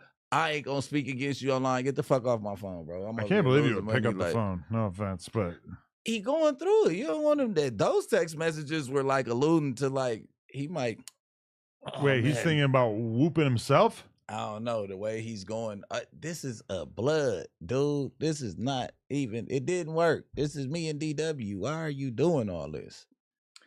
Does he feel like that was like his only chance of having a relevant push for success? Spider-Loc definitely somebody who's realized the value of beefing, but he seems incapable of like really using that to his advantage because it's like nobody gives a fuck. And I'll be honest with you, somehow I started watching like the first 15, 20 minutes of that G-Face podcast that you did, the real G-Face from Troubles, not the Armenian one. Bro, Spider-Loc, like, I know he was mad at me for talking bad about his appearance on that podcast. Whatever I said previously, I would like to retract that statement and replace it with another statement that is much, much more harsh and offensive. Because Spider-Loc, you were personifying a J-Cat in that podcast. That was the worst thing I've ever seen. And it's so much worse, too, because Bricc is sitting here leading the podcast. Spider-Loc's right here. But obviously the camera's right here. So Spider-Loc is twirling his cigarette and he's smoking the cigarette like a blunt. He's hitting it, blowing out. This is my first time smoking a cigarette cuz of 20 years. Wait, like, what? He's being so weird, bro. Like he just, I don't know. That podcast was probably at like noon and he's showing up looking so burnt out. Bro, You are so in need of a reality check about what your life is turning his into. last day in office. I think he got loaded because he got fired. That was his last day. Yeah, that was somewhere his last else. Day. No, here. They had the little show, and you ended the show, and they were here, and then meanwhile, G-Face is the super serious, hardcore dude. Seems like he could just kill you without losing any sleep over it, and Munchie is diving over Bricc Baby to say different things throughout. Like Bricc is you're right. Bricc is trying to lead him in the direction of talking, and Spider is just jumping over everything he says. Getting what about the East Side troubles? Cause you know about the East Side troubles, like nigga, we getting, and I'm like, we gonna get to that, big bro. We about to.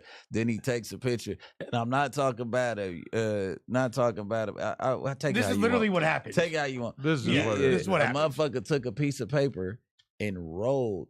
You didn't watch that part? He took a piece of green paper. You were doing the filming, huh? He did. Donnie. He took a piece of green paper. No, he rolled the weed. He was trying to. He was trying to roll a blunt the whole time. The blunt wouldn't roll. So the shit that the blunt came in, he rolled the weed in that, like the wax paper is shit. I don't know how to call it, but he rolled in that. The packaging it's better. He like it's better than Bible paper. Nigga, I ain't smoking on the Bible. I'm like, oh shit. Like, what the fuck are you going through? Bro, he's fucking on one, bro. And it's like, this is what pisses me off about it. All right, you're not getting along with Munchie. Why you got to turn it into you bringing up every single fucking thing that's ever been said about Munchie? Like every little this, whatever. It's just like, bro. He did that to me, though. All the most petty shit. Exactly. That would be like if me and you get into a fucking argument and we're not getting along anymore. And the first thing I do is basically repeat all the greatest hits of every single diss that anybody's ever done about Bricc Baby. I do not respect that. Even to start believing that P Nice even choked me. Right. You get what I'm saying? Like, yeah, you didn't say that when P Nice had his hands around your throat. Like, well, knowing that you know exactly what happened that night, it's like, oh, now you taking that stance. Like, now that we don't get along, it's like, oh, you got whoopty whooped. Like in Munchie's case, like a nigga, I ain't say nothing about when they, and it's like, look, you can't defend a person and be on their side, and then when you beef with them, take the same shit that you got video of you defending and then try to use it against them. That's no way possible. You can't do that. Flag on the play. Well, and another flag on the play. Why didn't you have anything to say about all these egregious offenses at the time?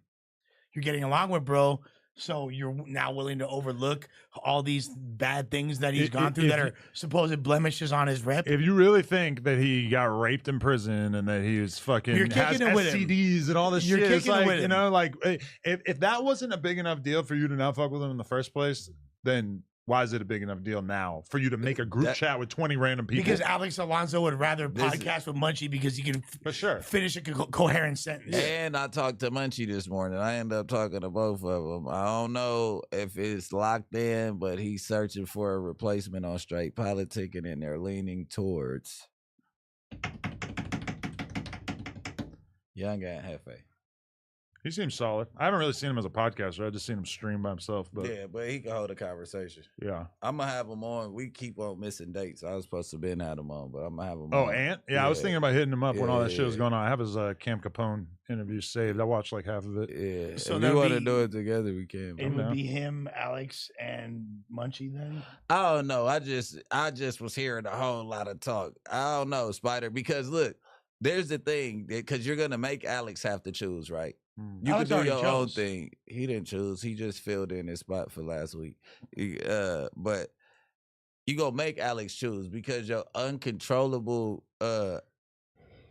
chatter outbursts. Or your outbursts that you got going on in the way that you carrying yourself right now, nobody's gonna want to deal with that. If you because the way you called in last night, and I know you don't want me to speak on certain states of being, you know what I'm saying, while on camera, but the way you called me last night, bro, it ain't no way possible that somebody finna deal with that going on and on where they could just block you, not pick up the phone, and still run they program at their spot. You get what I'm saying? So you gonna have to kind of conform into like a different way of expressing your anger, because like the loaded put everybody in one chat, FaceTime everybody in the middle of the night, and ruffle fat. That ain't it.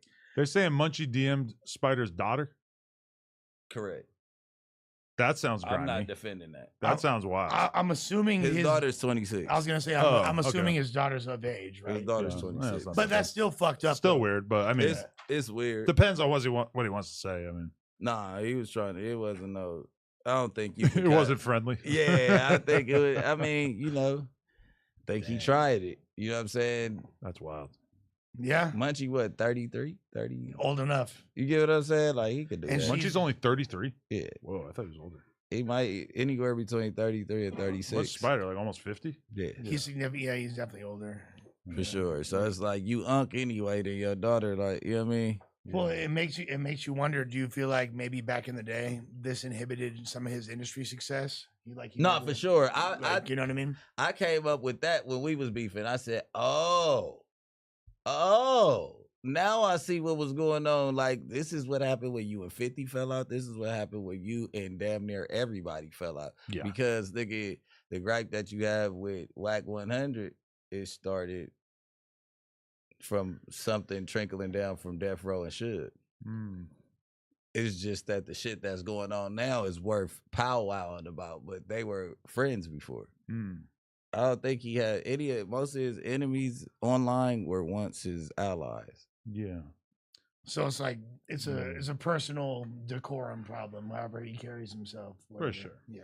If you don't, it's like Spider Way or the Highway. If you don't fully support every one of his beliefs, then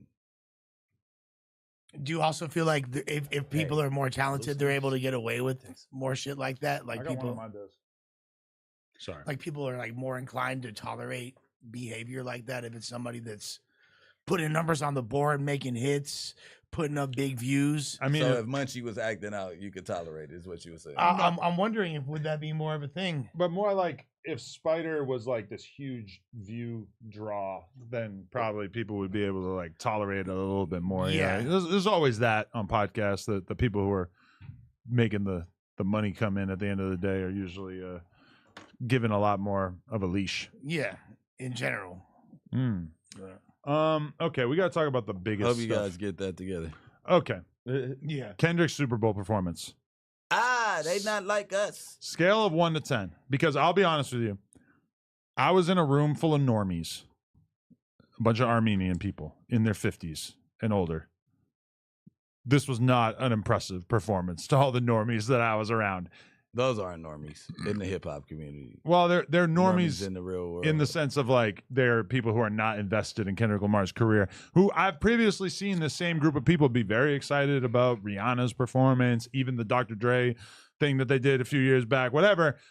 It appears that, okay, I follow the poker player Daniel Negreanu, who a lot of people will be familiar with. He's an older guy. He's in his 50s, I think.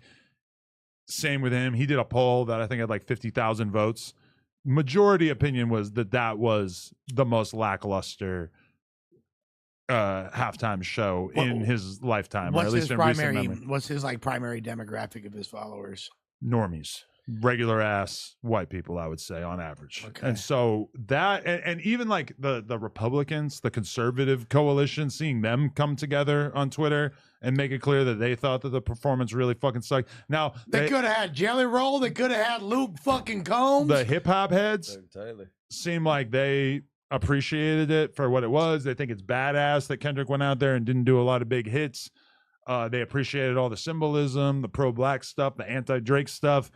But outside of that, it feels like this is definitely one of the least well-regarded halftime shows in recent memory. Fire. Yeah. You liked it. That shit was fire. Yeah, I think it's. And he said A minor and wore A minor chain on there. Come on, man. He went crazy. Did you peep the chain? I did. He skipped a couple words.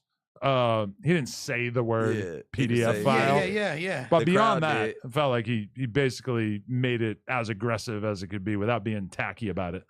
And I don't think it's universally regarded as the most lackluster Super Bowl halftime performance. I think it's clearly the most divisive. Definitely. the most polarizing. The Prison Yard. Because those of us that liked, and that was a whole nod to Oakland too. You feel me? With all the fools with the dreads and gold, that was that the whole time. Then he did it like a 1970s, 60s, like barbershop when he was talking quartet to the type, females like, shut your mouth. You a That bad mother, shut your mouth. But I was talking about you.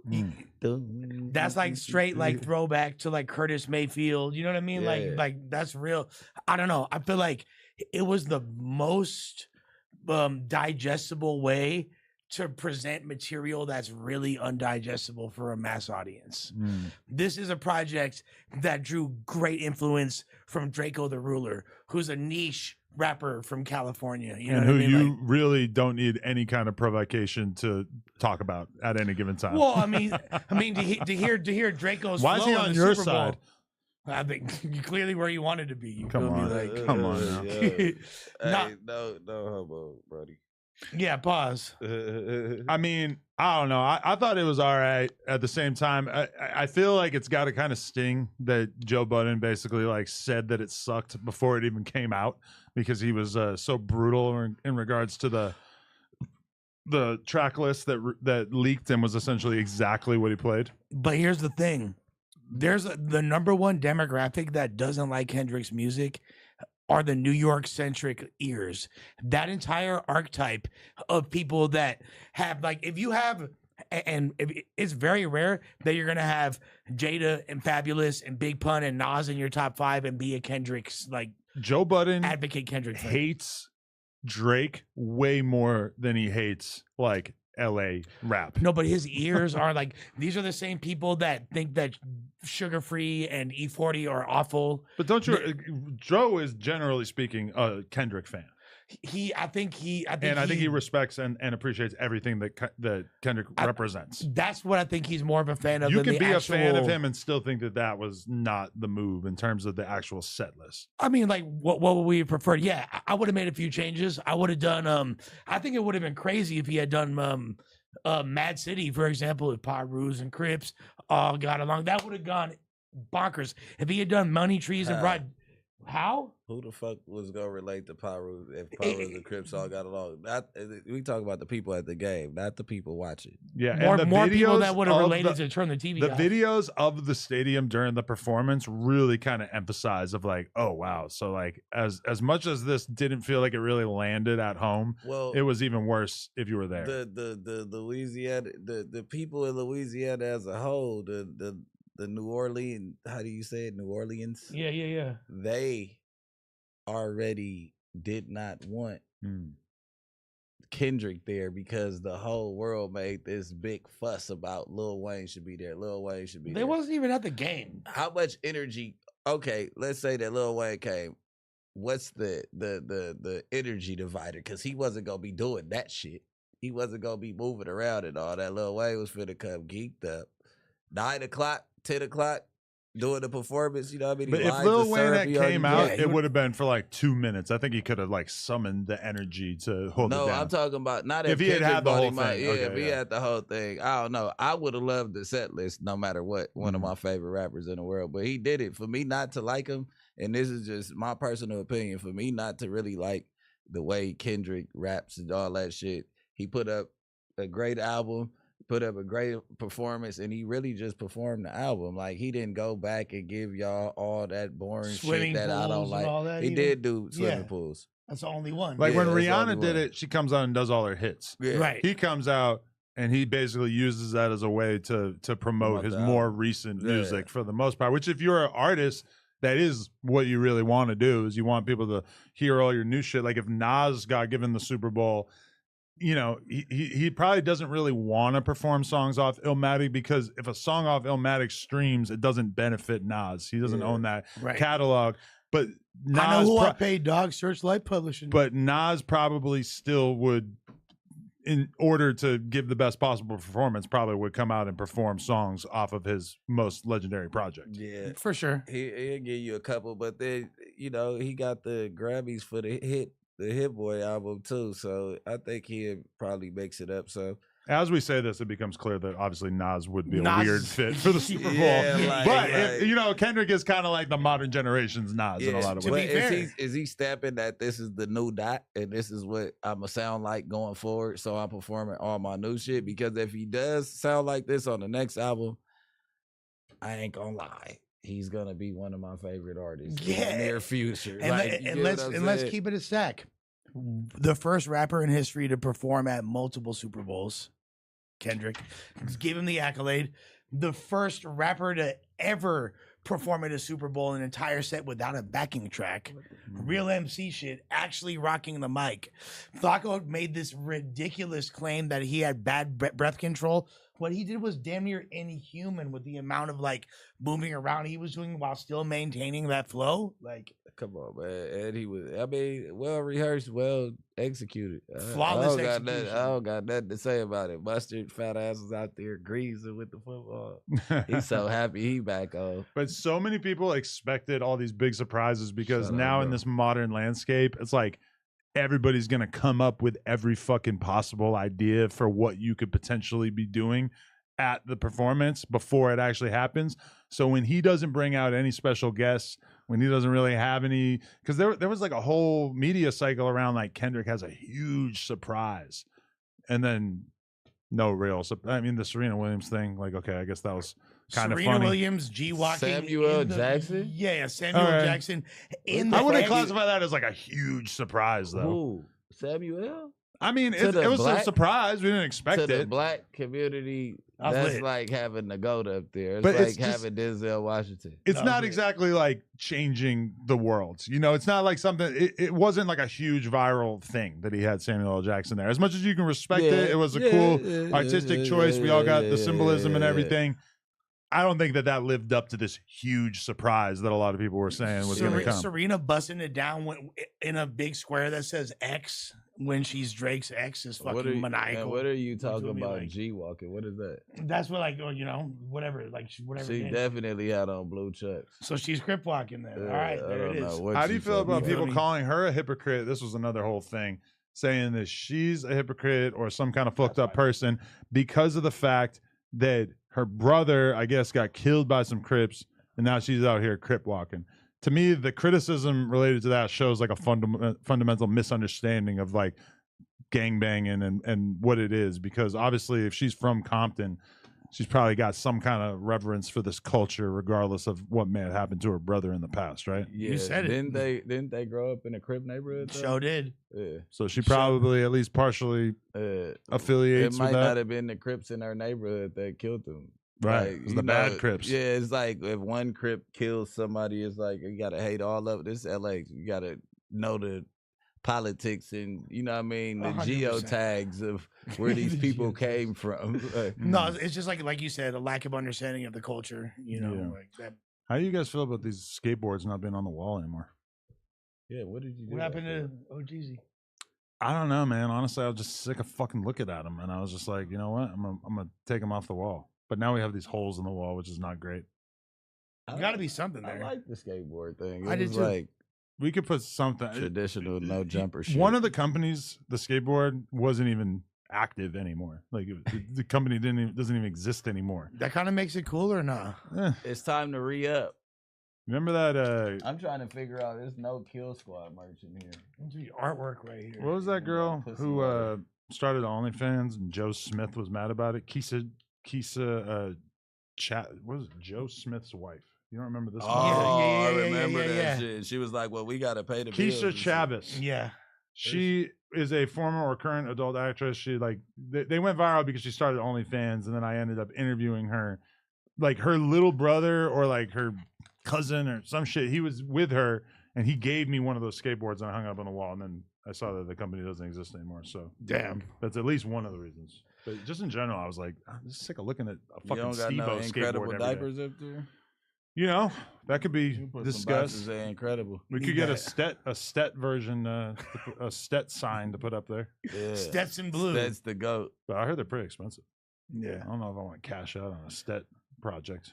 Hey, Jeez. but like I know that we already stopped talking about it, but beyond obviously, like, it's beyond cemented that Not Like Us is the most impactful diss track in hip hop history. Can we say now that Kendrick's had the best single year that an artist has had, arguably, in hip hop history? Yeah. What about DMX putting out 2 platinum albums in the same year? That and I think DMX putting out 2 platinum albums and doing the What about 50 Cent taking the world by storm and becoming the biggest rapper in the course of like a year? I feel like you're giving Kendrick way too much. Well, I think that is literally in the top 5, and I think those 2 examples, the 2003 50 Cent, the 1999 DMX when he had the 2 platinum albums and performed at Can Woodstock. we say that platinum back then is not the same? Definitely not the same. It's not the same. Yeah, Definitely difficult to compare the two. Yeah, everybody was going platinum back in the day. No, but still dropping like 2 like back-to-back huge albums that took. Nah, Fifth went crazy and DMX. I'm not saying that. I'm saying that Kendrick, to my knowledge, has had the best year as a rapper to me. Like, as far as diss records going crazy, like he took the torch from Drake. He outstreamed. I don't know how to compare it to back in the day, too. Like he said, 2 different eras. But at the end of the day, they didn't have social media and they didn't have all these other ways to push what they had going on. Like, the movement is more documented. I've never seen anything like this. You get what I'm saying? Like, it's more documentation. Like, what can we point back to that and go look at now and like, oh, this was this era. I just think 2 of the biggest things that cemented Kendrick having such a great year were what? Him winning a bunch of Grammys, which is basically them just gifting him a bunch of awards. And then he got the Super Bowl halftime show, which is basically a product of Jay-Z just wanting to get at Drake. So to me, it's like, yes, he put out a very popular diss record, and yes, he put out an album that streamed quite well and seems quite popular. But I do feel like a lot of the praise being given to Kendrick is kind of like just overt. What you mean, though? He was relegated to essentially the Hamilton crowd, the pseudo-intellectual virtue signaling crowd. That's the only people that listen to Mr. Morale. No one gave a fuck about Kendrick. The West Coast, the most overlooked region, most like, ooh, like you still listen to Cali rap. It sounds the most antiquated, sounds the most out of touch, sounds the most dated. And in 1 year, he not only changed the perception of his value as a commercial commodity, but the entire West Coast relevance. In addition to getting more accolades than anybody ever has on a fucking diss track. I do agree that his standing in hip hop has for sure changed a ton for the better. The problem is that during the last 10 years, everybody in rap was still treating Kendrick like he was on top of his game. Like you're taking this angle of like, look how bad he was doing and now look how good he's doing. The whole game was still treating him like he was one of the top rappers throughout that whole period of time that I would consider kind of a dead zone for him in between Good Kid, Mad City and really like this record. I mean, obviously there were some high points for him, but yes, like I said, the pseudo-intellectual, like college radio crowd who's gonna ride anything. But they're in denial that is his crowd or was his crowd up until a year ago. Sure, I was smeared as the biggest vulture of all time when I made that argument that was his audience. That nigga Drake a bitch. That nigga, the way he going about this shit, like I used to really fuck with Drake. Like, you going outside about this song, bro. Like, it's just like your whole life changed. When are we gonna hear some fucking music? Well, the album is coming soon with Party Next Door. Man, nobody want to hear you and Party, nigga. No, yeah. Honestly, we said it. Kendrick listened. He did Not Like Us because of what we said. So Drake should listen as well. And just rap, bro. You hard. No, actually, don't just rap. No, make Hotline Bling. Make a whole album of house music again.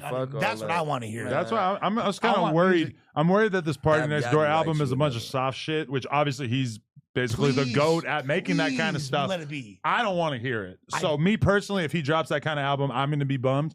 But for sure, Drake just needs to drop hot music and put space between this series of events and whatever his next chapter is going to be. If I tell my bitch to pull up, she gonna mop at it. My dog ain't smoking on no unless it's unleaded. I have Yachty write you another one. I don't give a fuck how it came about. Like, I want to hear another one of them.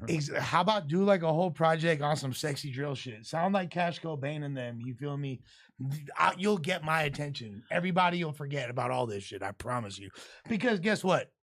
A lot of us are listening to that over both Drake and Kendrick. Man, make Best I Ever Had Part 2. Please. That's my favorite song you ever made. You feel Please. me? Please make Best If I he Had makes Ever that song Had. right now, I don't know. Part 2. I'm talking about yeah. like something that feels that good, but in this era. I played So that do you, song my for my head kid thing. the other day because I was just thinking about it. I'm like, oh, I never played this song around her. I wonder how she'll react to Best I Ever Had.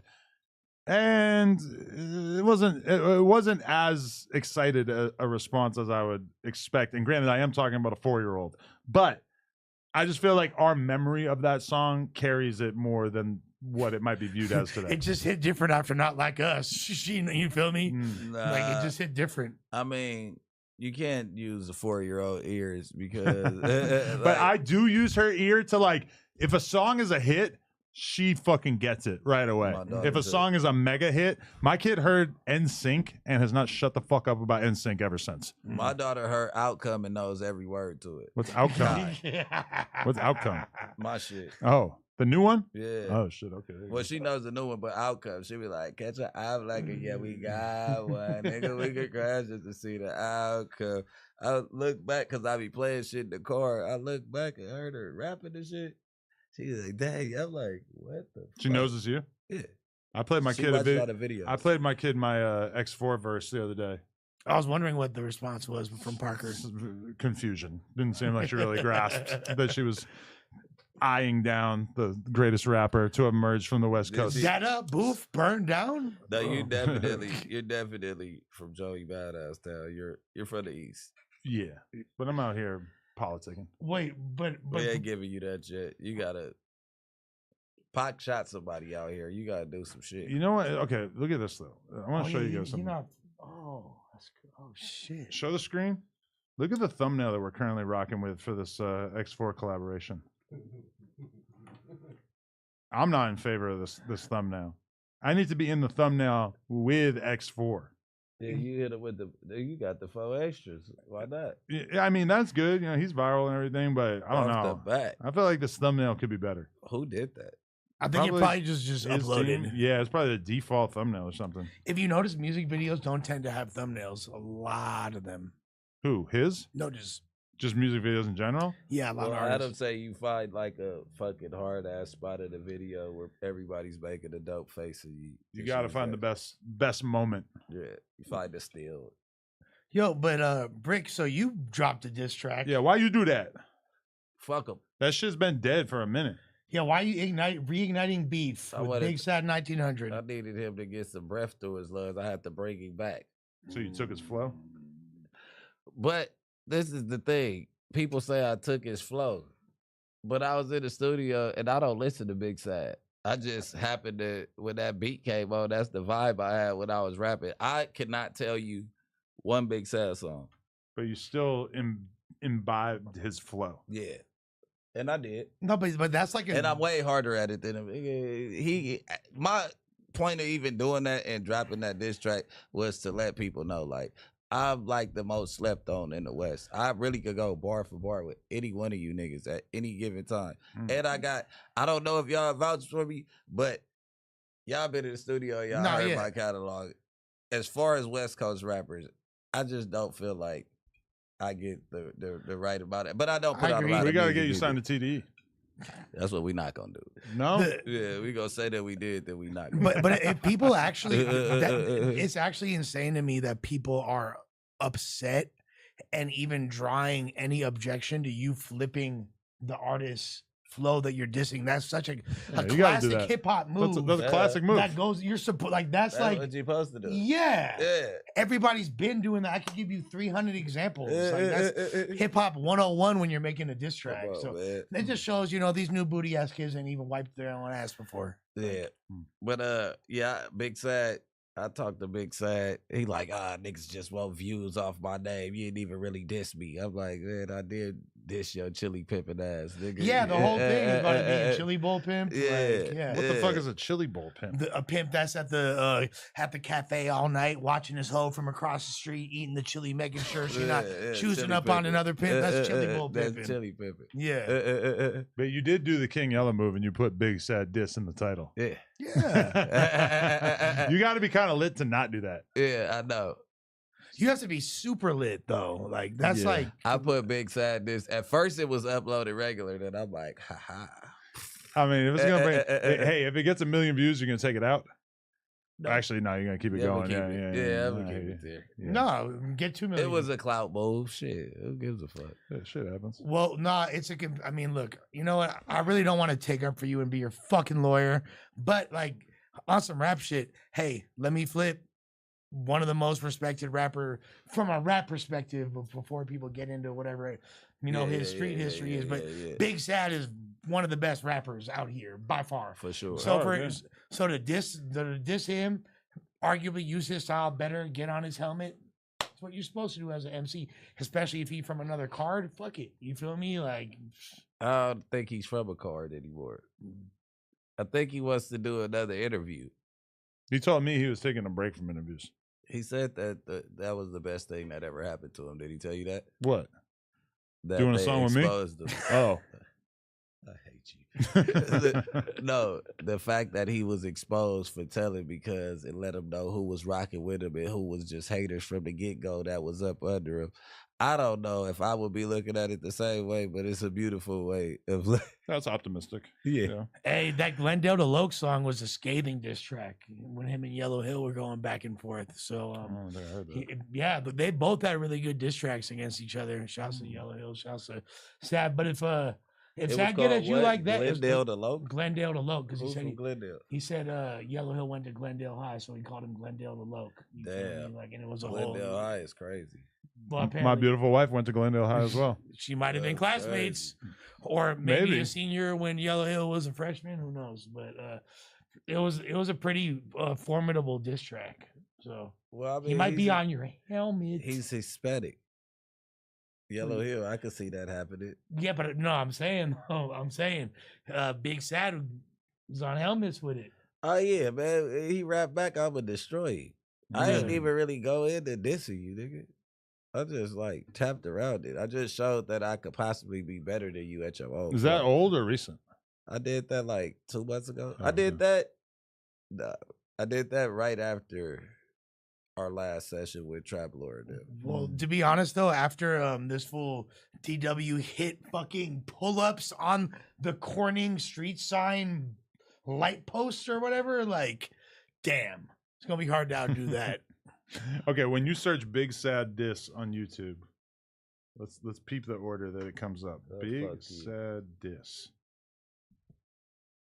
Someone named Bottle Fiend. Okay, I know Bottle Fiend from I think he from BF blasting. And then we get Fools from Palms. Zesty Cream Pie. He put Bricc Baby dissing his shit. Yeah, but this is on Daily Slaps.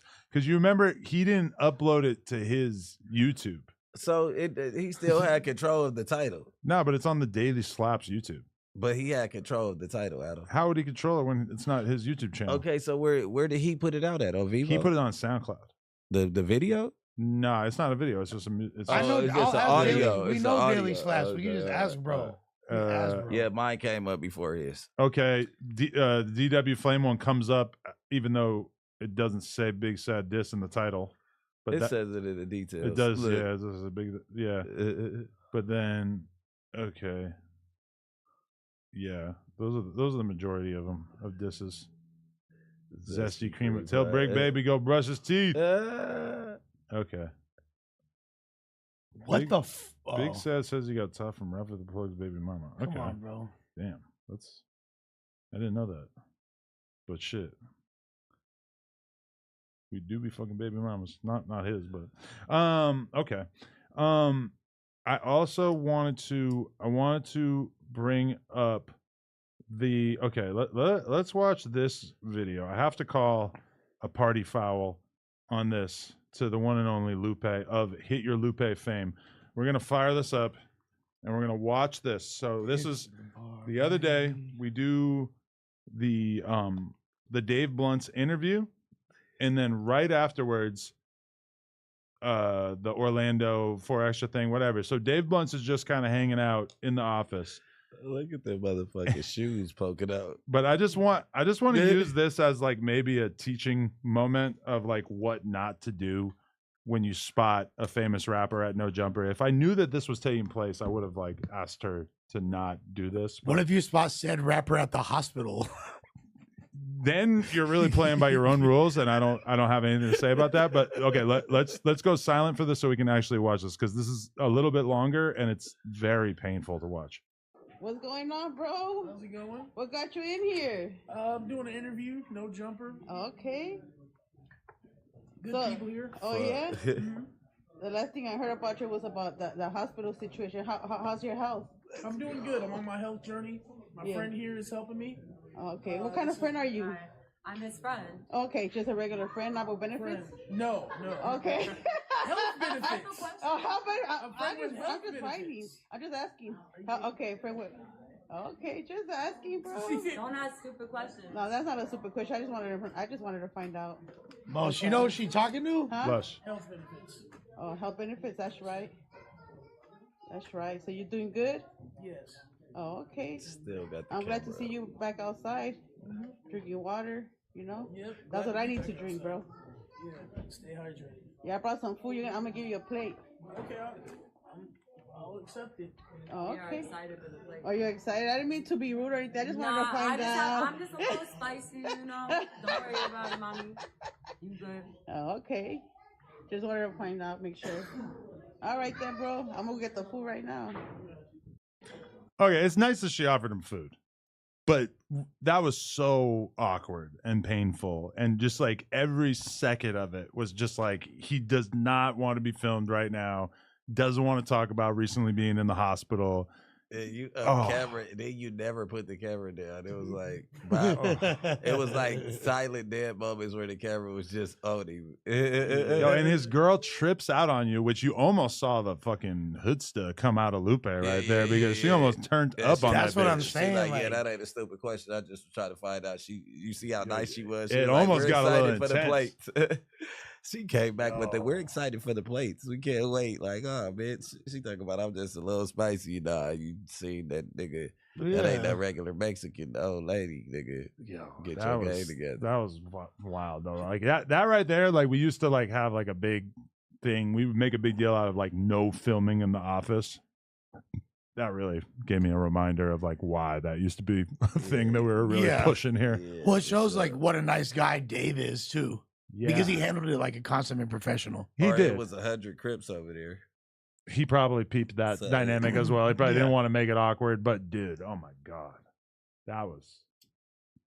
I don't know. But we know Lupe means no harm. She wasn't trying to, No, like, yeah. like She it was- definitely didn't mean any harm, but it's just like I feel like there's a level of respect that we got to show to people in the office, and that really kind of missed the mark of like the vibe that I want people to get when they are in the office, in terms of being able to just chill here and not have somebody be trying to do the paparazzi thing to them. right. That felt like that just really kind of missed that. Well, especially if they're about to do an important interview and they haven't really, Well, we already did it at that point. but or like even on the tail end either way. You know, what first Mm. brought that to my attention was Disaster when we first started coming over here. I'd be all excited because you know me, Glazer of the Year. I'm just genuinely excited to be around certain people or get to meet them or whatever. And I took a pic with a professor when he was over here. I think Josh and Kiki had him on. Was it you who interviewed the professor? I the did, basket- but then maybe they got him for the sports thing too. Yeah, I but it was forget. and I got a pic with him, and Diz was like telling me like, don't post that until after you see No Jumper post it, because that's like you don't want to, like that's their interview. Don't like take their shit before it's put out. And then ever since then, it kind of made me like, But yeah, look at that. The professor Look at it did do an differently. episode with Josh, Jason, and Kiki. yeah, That is crazy. the fact that that's And shot- I did an No episode Jumper while dressed Sports. as the Joker.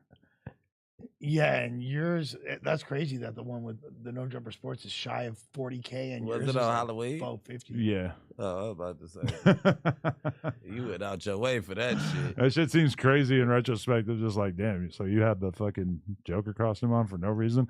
Nah, but yeah, okay, because as much as I am trying to coax Big Ski into coming back to No Jumper for at least an episode, he was pretty bad with that. Of like everybody who comes in, he's like taking a picture with him, Yeah. which might not seem like a big deal to the people at home, but you got to understand that like when you're coming to No Jumper, it's like what if all 8 employees who are in the building at that moment? What if they all ask for pictures? Yeah. You know, it just can be fucking awkward. And it's like, I know what that's like when I go to a podcast and I got to take a picture with every single fucking person who works there. Oh my God. And it's not the worst thing on earth. It's cool. Like, okay, you fuck with me. Cool. But also it's like, doesn't seem terribly professional. In Big Ski's defense, he made people feel very comfortable for the most part when they would come through. Like, he was the first person to make me feel comfortable at No Jumper.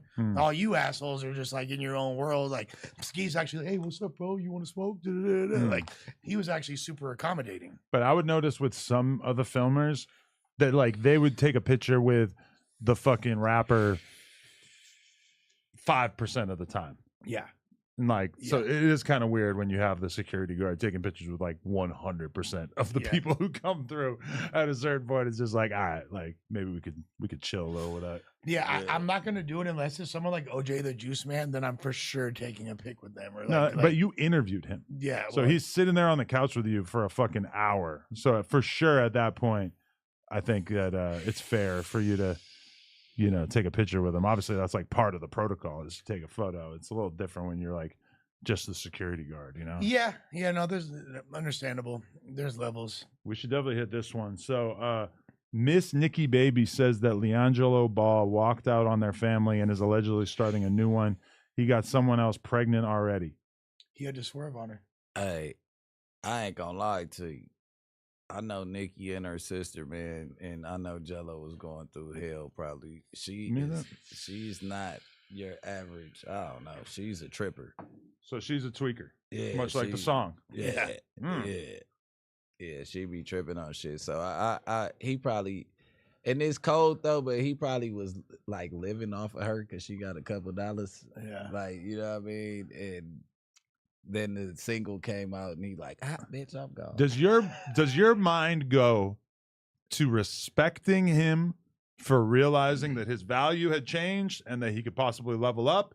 Or does your mind go to you're a bad family man and clearly you're like kind of new to having like crazy options in terms of pussy because you just had a baby with this girl, you got 2 babies with her, and you were that quick to dip out on her? The dad in me is horrified. Like, holy shit, that is so fucked up. The dad in you, that's what I'm saying, is cool, but you don't know the underlying conditions. Like, you don't know if she be tweaking, it's like, damn, we gonna have to do it. Now, he's a person whose dad was present in their life.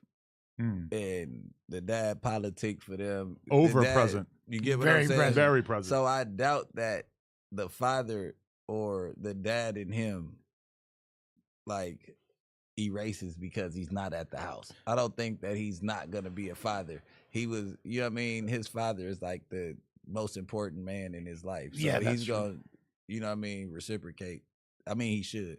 What type of quote unquote hell do you think that she might have been giving to him? I just don't want to do that because I'm still cool with them. So it's just like I gotta leave it there because I could go into detail. There's a lot of details we don't know. Where it's like, say you have a huge fucking song come out, your status as a human being changes overnight, but you're fucking miserable in your relationship. Now, granted, he just had another baby with her, so you'd think that he wasn't that miserable. The song's still somewhat of a meme, though. In all honesty, it's not like as big of a song as it is, and I'm not gonna take that away. Like, yeah, it's not a. Yeah, it's the chance of him making a bigger song is like less than 1%. Yeah. If he come with something to top that, boy. I think he thinks he's like Jake Paul emerging in the world of boxing. That this is gonna be my new thing. I'm about to be the biggest in the world. I watched the first 10 to 15 minutes of Speedy Mormon interviewing him for Complex. No shots. Much love to you, Jello. He is not. The song might sound a little like YoungBoy. He's missing about 99.8% of YoungBoy's charisma. Like YoungBoy. Yeah, I was gonna say that sounds like YoungBoy's uncle. Yeah. What the fuck? To me, I heard all the YoungBoy, and when I heard him listing off his favorite rappers, it's like all old rappers. It's Lil Wayne, 50 Cent, Rick Ross, whatever. Then YoungBoy. YoungBoy's like the only jit on his list of favorite rappers. Got Boosie and Yeah, Webby and well, I was Fox gonna say, and that's Billy. Fox and Webby. He might have said them. All right. That's Fox and Webby featuring this random guy, and that's who he is. Like, which actually makes the song interesting. That's why all the memes are fools wearing 4X jerseys. Like, you hear that boom, beam, bop, bam. Yeah. It's not Speedy Mormon's fault, but that was one of the worst interviews I've ever seen. Like the weirdest part about it is that he was refusing to even participate in a conversation about being surprised that that song took off the way it did. He's like, to me, it's regular. You know, I've been making music for a long time. To me, if anything, I was wondering why it hadn't taken off like that yet. And I'm sitting there thinking, like, are you fucking serious, bro? So good. He didn't fucking say that. I swear to God. He's like, yeah, I'm making music. Like, just acting as if this was like his birthright, that this was inevitable, that he would be this big star rapper. The whole world is shocked. To him, nah. No big deal. It was coming. It was of course I was gonna have this level of success. That is not what the people want to hear. Hey, but no, you gotta give it to him for the commitment to character. Like, he's full like time LARPing now. But I don't think he has the IQ in order to like be conscious of LARPing in any way. Like, I feel like this is just genuinely like how he views the world. For sure. It was wild, bro. It's I didn't make it in fucking basketball, and I was supposed to. So God owed me one. Like, I don't know. It's like he finally gets to fucking popping shit. Like, he's always been the fucking, you stole your way out the league. Like, you would have been in the NBA had you not stole from the Gucci store in China. Wait, seriously? Is that what really kept him from the NBA? Yeah. Well, that definitely like fucked off his trajectory big time. For sure. I never heard anybody stealing from the Gucci A store. pair of sunglasses. It's people weaker than him in the NBA right now. For sure. Wow. Like, he got a jump shot. He good. Like, he's all right. He can still put up 7 points a night and a couple of assists. He could be like a seventh man on a decent squad. Yeah, that's cool. Yeah. I That's was a $5 million check. Wow, that's crazy. So Speedy Mormon asked him why he called the song Tweaker. Bro, his ability to explain anything was dreadful, and in particular, like, just him trying to explain the word tweaker. Like, what's a tweaker? Oh, it's like someone who does something wild, someone who just, you just do something crazy. It's like, bro, it's a reference to a drug user, to a meth head, which maybe you don't want to say that because that's unattractive for you as a former athlete or whatever. Like, you don't want to say the thing that everybody's thinking, but it's just like no ability to say anything clever or cool or interesting at all. What if a team picks him up off of this? It definitely makes this alleged Gucci store theft seem like small change in retrospect, right? Yeah, The Clippers need that. Well, what I'm saying is, you put them in like not Denver. You put them in Utah or something. The jerseys go crazy because the viral TikTok. You might get a good 2-year run for jersey sales. You might want to put. I feel like the lifestyle that he's probably getting ready to live right now is not that of a professional athlete. No, he's ready to ball the fuck out. Who knows how much Cop he's some pints, drinking? He smokes and drinks lean for sure. Yeah, he's off the pints. Smokes lean. Yeah, I just No, he's smoking us ecstasy. Yo, I don't know, man. That's Is he like? Is there any like chance that he actually didn't even write that song himself? So he's not even able to give a coherent definition of what it means because he don't even know. No, the kids use tweakers. Write that motherfucker. The kids use the term tweaking a lot, but that is true. This is like that's Chiracian. He from Chino Hills. He probably seen tweakers and all that, but he really a sheltered ass nigga, so he probably don't really even know that tweaker really come from that motherfucker being off the tweak. Because he was saying you gotta that be a little grimy for that. He was saying that like the thing that a tweaker does is they hit that corner. Whoa. like that's a tweaker thing to do. He's not wrong about that. Like that's like the closest to insight that I got, because I wasn't really connecting the name of the song to the action of hitting a corner. Well, I also had to explain to my girl, like, no, he's not talking about smoking dope in this He's song. not talking like, about what we do. This is different. What we don't do, what I have used to do. Look, you have to clear it up. We seen it in the video, bro. Clear it up. No pun intended. But nah, but at the end of the day, him, even to be a rapper and to be using the word tweak, it's still like you can still describe. I don't know. He's not media trained. He wasn't supposed to be a star. He's saying he's supposed to be a star because it's like even tweaking. Like if you don't know, it comes from there. It's like a tweaker is a dude that always got a fucked up attitude, and always is aggressive. Yeah, about gets mad about random shit. Yeah, like he tweaking. Like you know what I mean. Like he bugging out. He talking about somebody does something crazy. Yeah, he doesn't Like even know what he's that's a talking sheltered about. ass answer. Yeah. Like, but how old is he? 25, maybe 27. He's that old? 26, yeah. Yeah, he don't know what the fuck he's talking about. Yeah. For sure, he's probably like lived a lot of his life without having to really like even I don't think I've really. No, actually, I saw a girl smoke meth one time in front of me, but like one time. But you white though. Bro. But he grew up out there. But it's like Chino Hills is like a police community. It's like equivalent to being in Santa Clarita. You got to drive down into Chino for real. Yeah, you got to go to Chino. Yeah, like you'll you see some got to. shit It's down a there. difference. Like Chino Hills is like the prison and shit is right there. Snoop and Dogg like, has a all house the there. big houses is out there. You know what I mean? Then you go like in the Chino, it's more IE-ish. Yeah. Chino, Ontario, Pomona, Montclair. It get grimy. Everybody got grimy shit, but it's like the Chino Hills High and all that shit. No, sir. All right, I have one last thing to talk about. You guys, did you order your Kanye swastika shirt? And can we also acknowledge before we even get into that it is one of the craziest things ever that he had a Super Bowl ad, and when you go to his store, the only thing available was the swastika shirt. So it's basically like he did an advertisement for swastika memorabilia on the Super Bowl.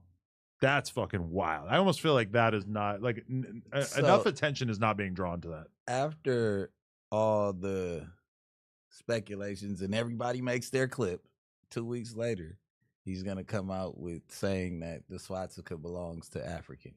Yeah, well, that's already been. Yeah, it was Keep in mind, he also said, "I love Hitler" in the same tweet storm. Right. I love Hitler and like a whole bunch of stuff about the Jews. Because I get his angle. So, it's not on like the new Nazis. He can't say that. No, yeah, like even like Black Skinhead was like an edgy song name 10 years ago. Right. Nobody gives a fuck about that anymore. This is like real deal, hardcore. It's kind of hard to tell like how much of it's just him being provocative and how much of it is him just really thinking that like, I'm like, he probably has some kind of surface level understanding of what Hitler was talking about and actually has feelings about it, even though he hasn't really like shared a lot of that. Well, he just went down that same QAnon rabbit hole that so many people did that misled them into a world of not being able to distinguish between true, like active Zionist and just like a regular Jewish person. We're ending soon. What do you say? No, that shit was peaking up. No, but okay, my thing is that Kanye may be a musical genius, but at least in terms of like understanding politics and philosophy, he is a fucking retard. So like whatever his understanding of what the swastika means is, it's probably like so much less than what the average fucking InfoWars viewer could be able to explain to you. So that's like part of why it's like so depressing that he's like chosen this, is you just kind of know that like what is your principal complaint about the Jews? Would I know? It's pretty edgy. Do Although like you think they're cool? Rocking the swastika shirt right now is way less offensive than every other time that you could have worn a swastika shirt in our lifetime, because right now you can at least say I'm just a really big Kanye fan. Yeah. So at least you've got that out. Well, there's also like the. What if you get a little tattoo to go with it? What if I already had a bunch of them and I got them covered up? You got them where the mama don't know won't hurt her. He got like no tattoos, I think. But like the whole, also the Free Palestine movement sometimes gets conflated with anti-Semitism and people misconstrue that, and then so like it would be way less. But edgy. he hasn't said a goddamn word about Gaza, right? No, not that I know of, not that I've seen. Yeah, man, this is Ye versus the Jews, man. Yeah. If you think he's teaming up with anybody but Ye, he doesn't even have. He doesn't even have like the mental capacity to have a whole team. Well, it's like you brought up black skinhead earlier. The origins of skinheads are not racist. You Right. know that. You know what I mean? do. It starts comes from punk rock, and it actually was anti-racist, and then people wound up taking their own. Ska is the combination of skinhead and reggae. Right. Ah. Rude boy culture. Right, which obviously the ska that most people out there are familiar with is Real Big Fish, which is pretty fucking far away from anything skinhead or reggae adjacent. Yeah. But for sure, the roots of the skinhead culture have nothing to do with racism, but then it was kind of scooped up by the white nationalist crowd in London. Yeah, exactly. So, but having a title like Black Skinhead is not even alluding to what people thought when they first seen it, because they don't even understand. But then like you said, a lot of those bands that were making that crossover reggae, ska, punk music were black bands like Bad Brains and things like that. You know what I mean? So people just need to even learn the context to know what the fuck they speaking on when it comes to that shit. Nah, definitely. Kanye is fucked, bro. He's out of his mind. All right, I want to read some of the donations. Why does he call himself 2.77 billion? Well, 7.8 now. Yeah. But why is he saying that? Is it because he got a new deal, or he just dropped something? Oh, he calls himself Mr. 2.7 billion or some shit? I don't know. I have my doubts. Is that what he lost? Wasn't he about to be worth 2.7? The shit that was in the news was that he was worth 1.5 billion, and then it was also in the news that he got down to 400 million, and then I haven't really heard any updates since then. Yeah. So is that squandered potential funds that he's referring to? That shit is always going to be kind of when they're publicly reporting on your wealth. I'm always kind of skeptical of that. Yeah. Yo, Link said, tell Adam X telling me stuff to tell you, dog. It's very important. DM me. I am not going to DM you to talk about what my dead friends are saying to you from beyond the grave, but respect for trying, and thank you for the $5.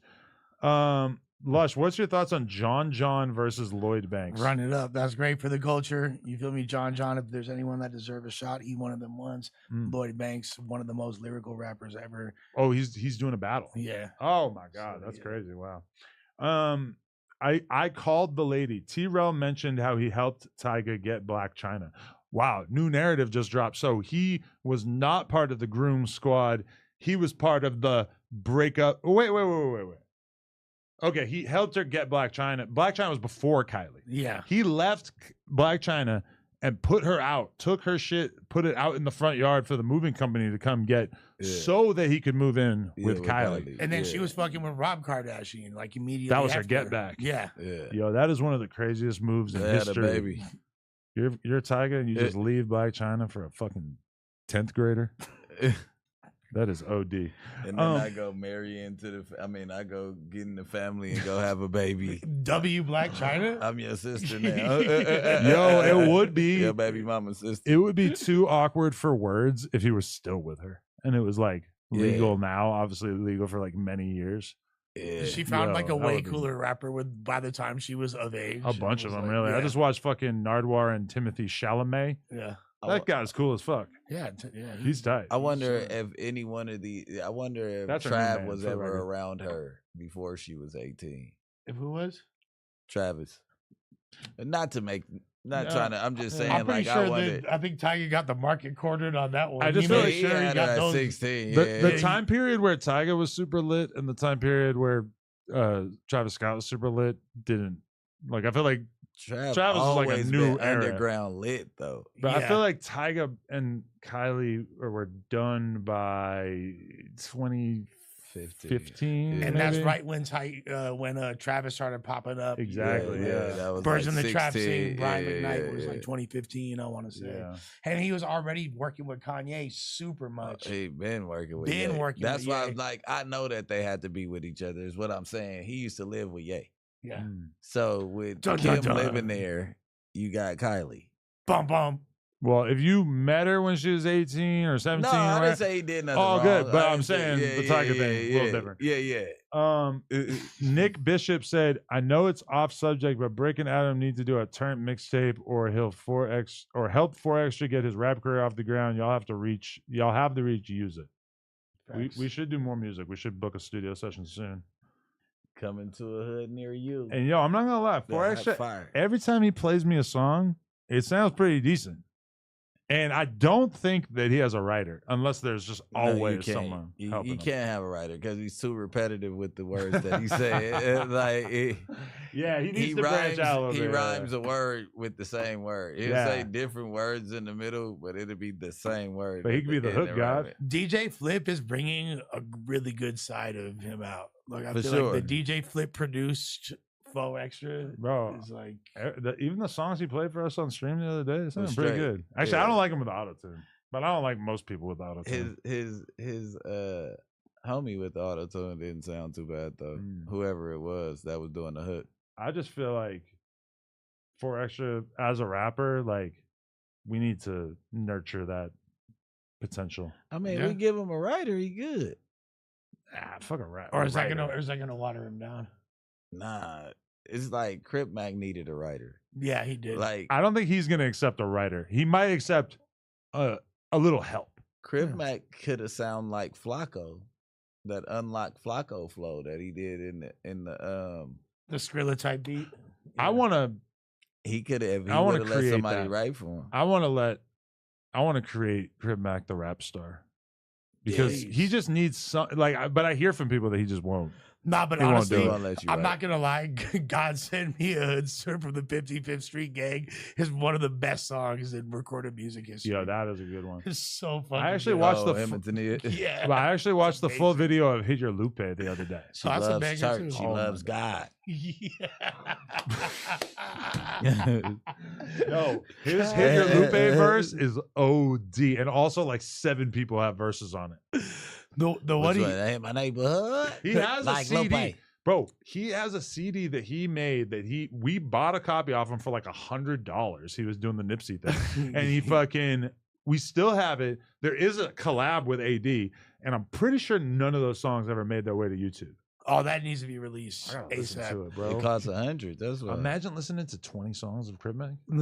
Yeah, It's gonna warp your brain. You're not gonna be the same person afterwards, bro. No, it's only $100 because I give back 5 to the community. he got his. I'm surprised it wasn't $55. That's crazy. Yeah, he got a song with the It was DW 50 times 2. But it's like a serious ass song.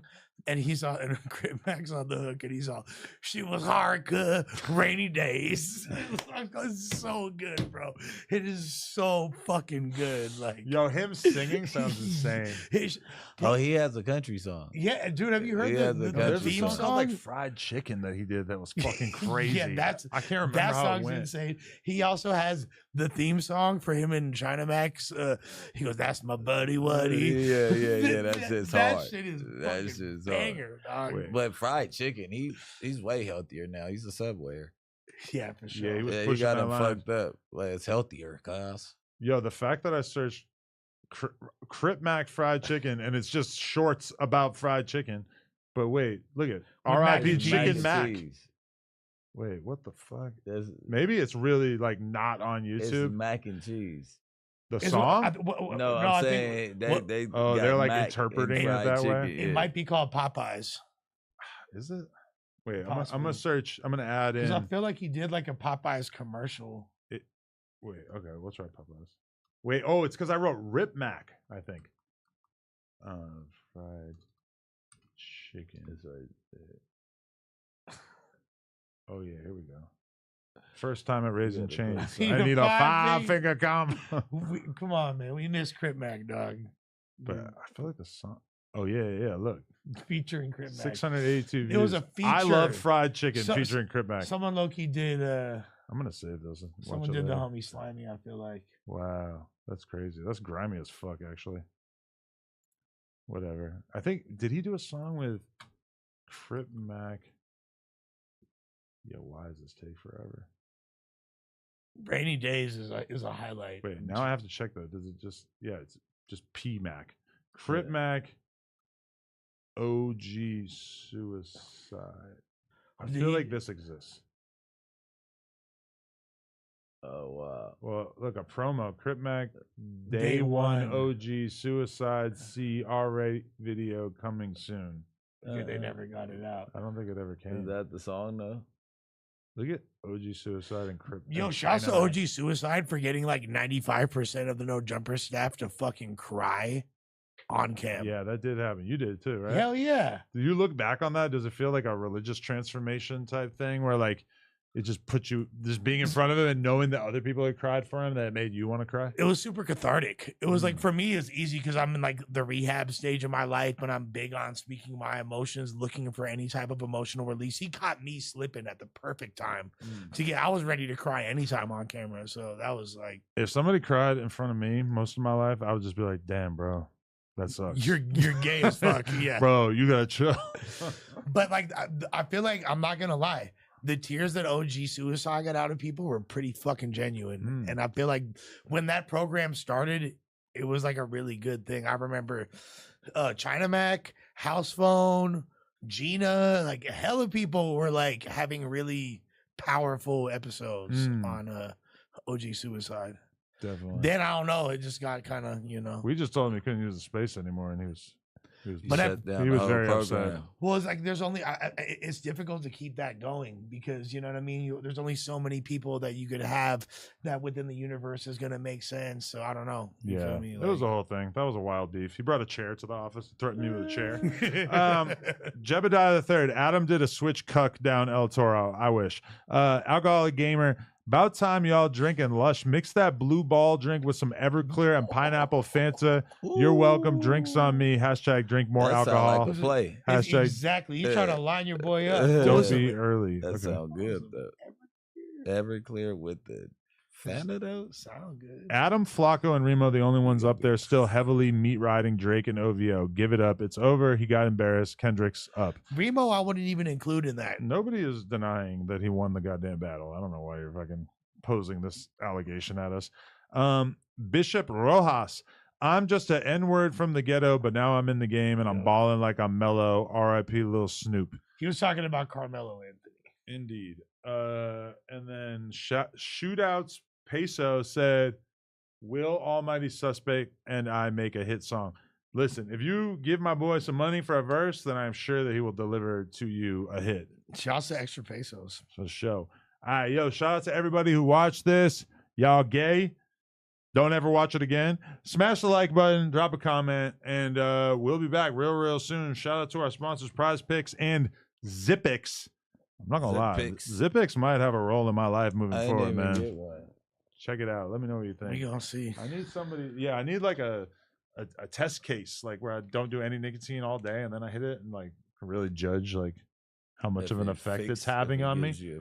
It definitely felt like a thing when I was fucking with it. Your whole demeanor changed. It felt like that. Yeah. That shit Yeah, late he was as hell though. Yo, that's crazy.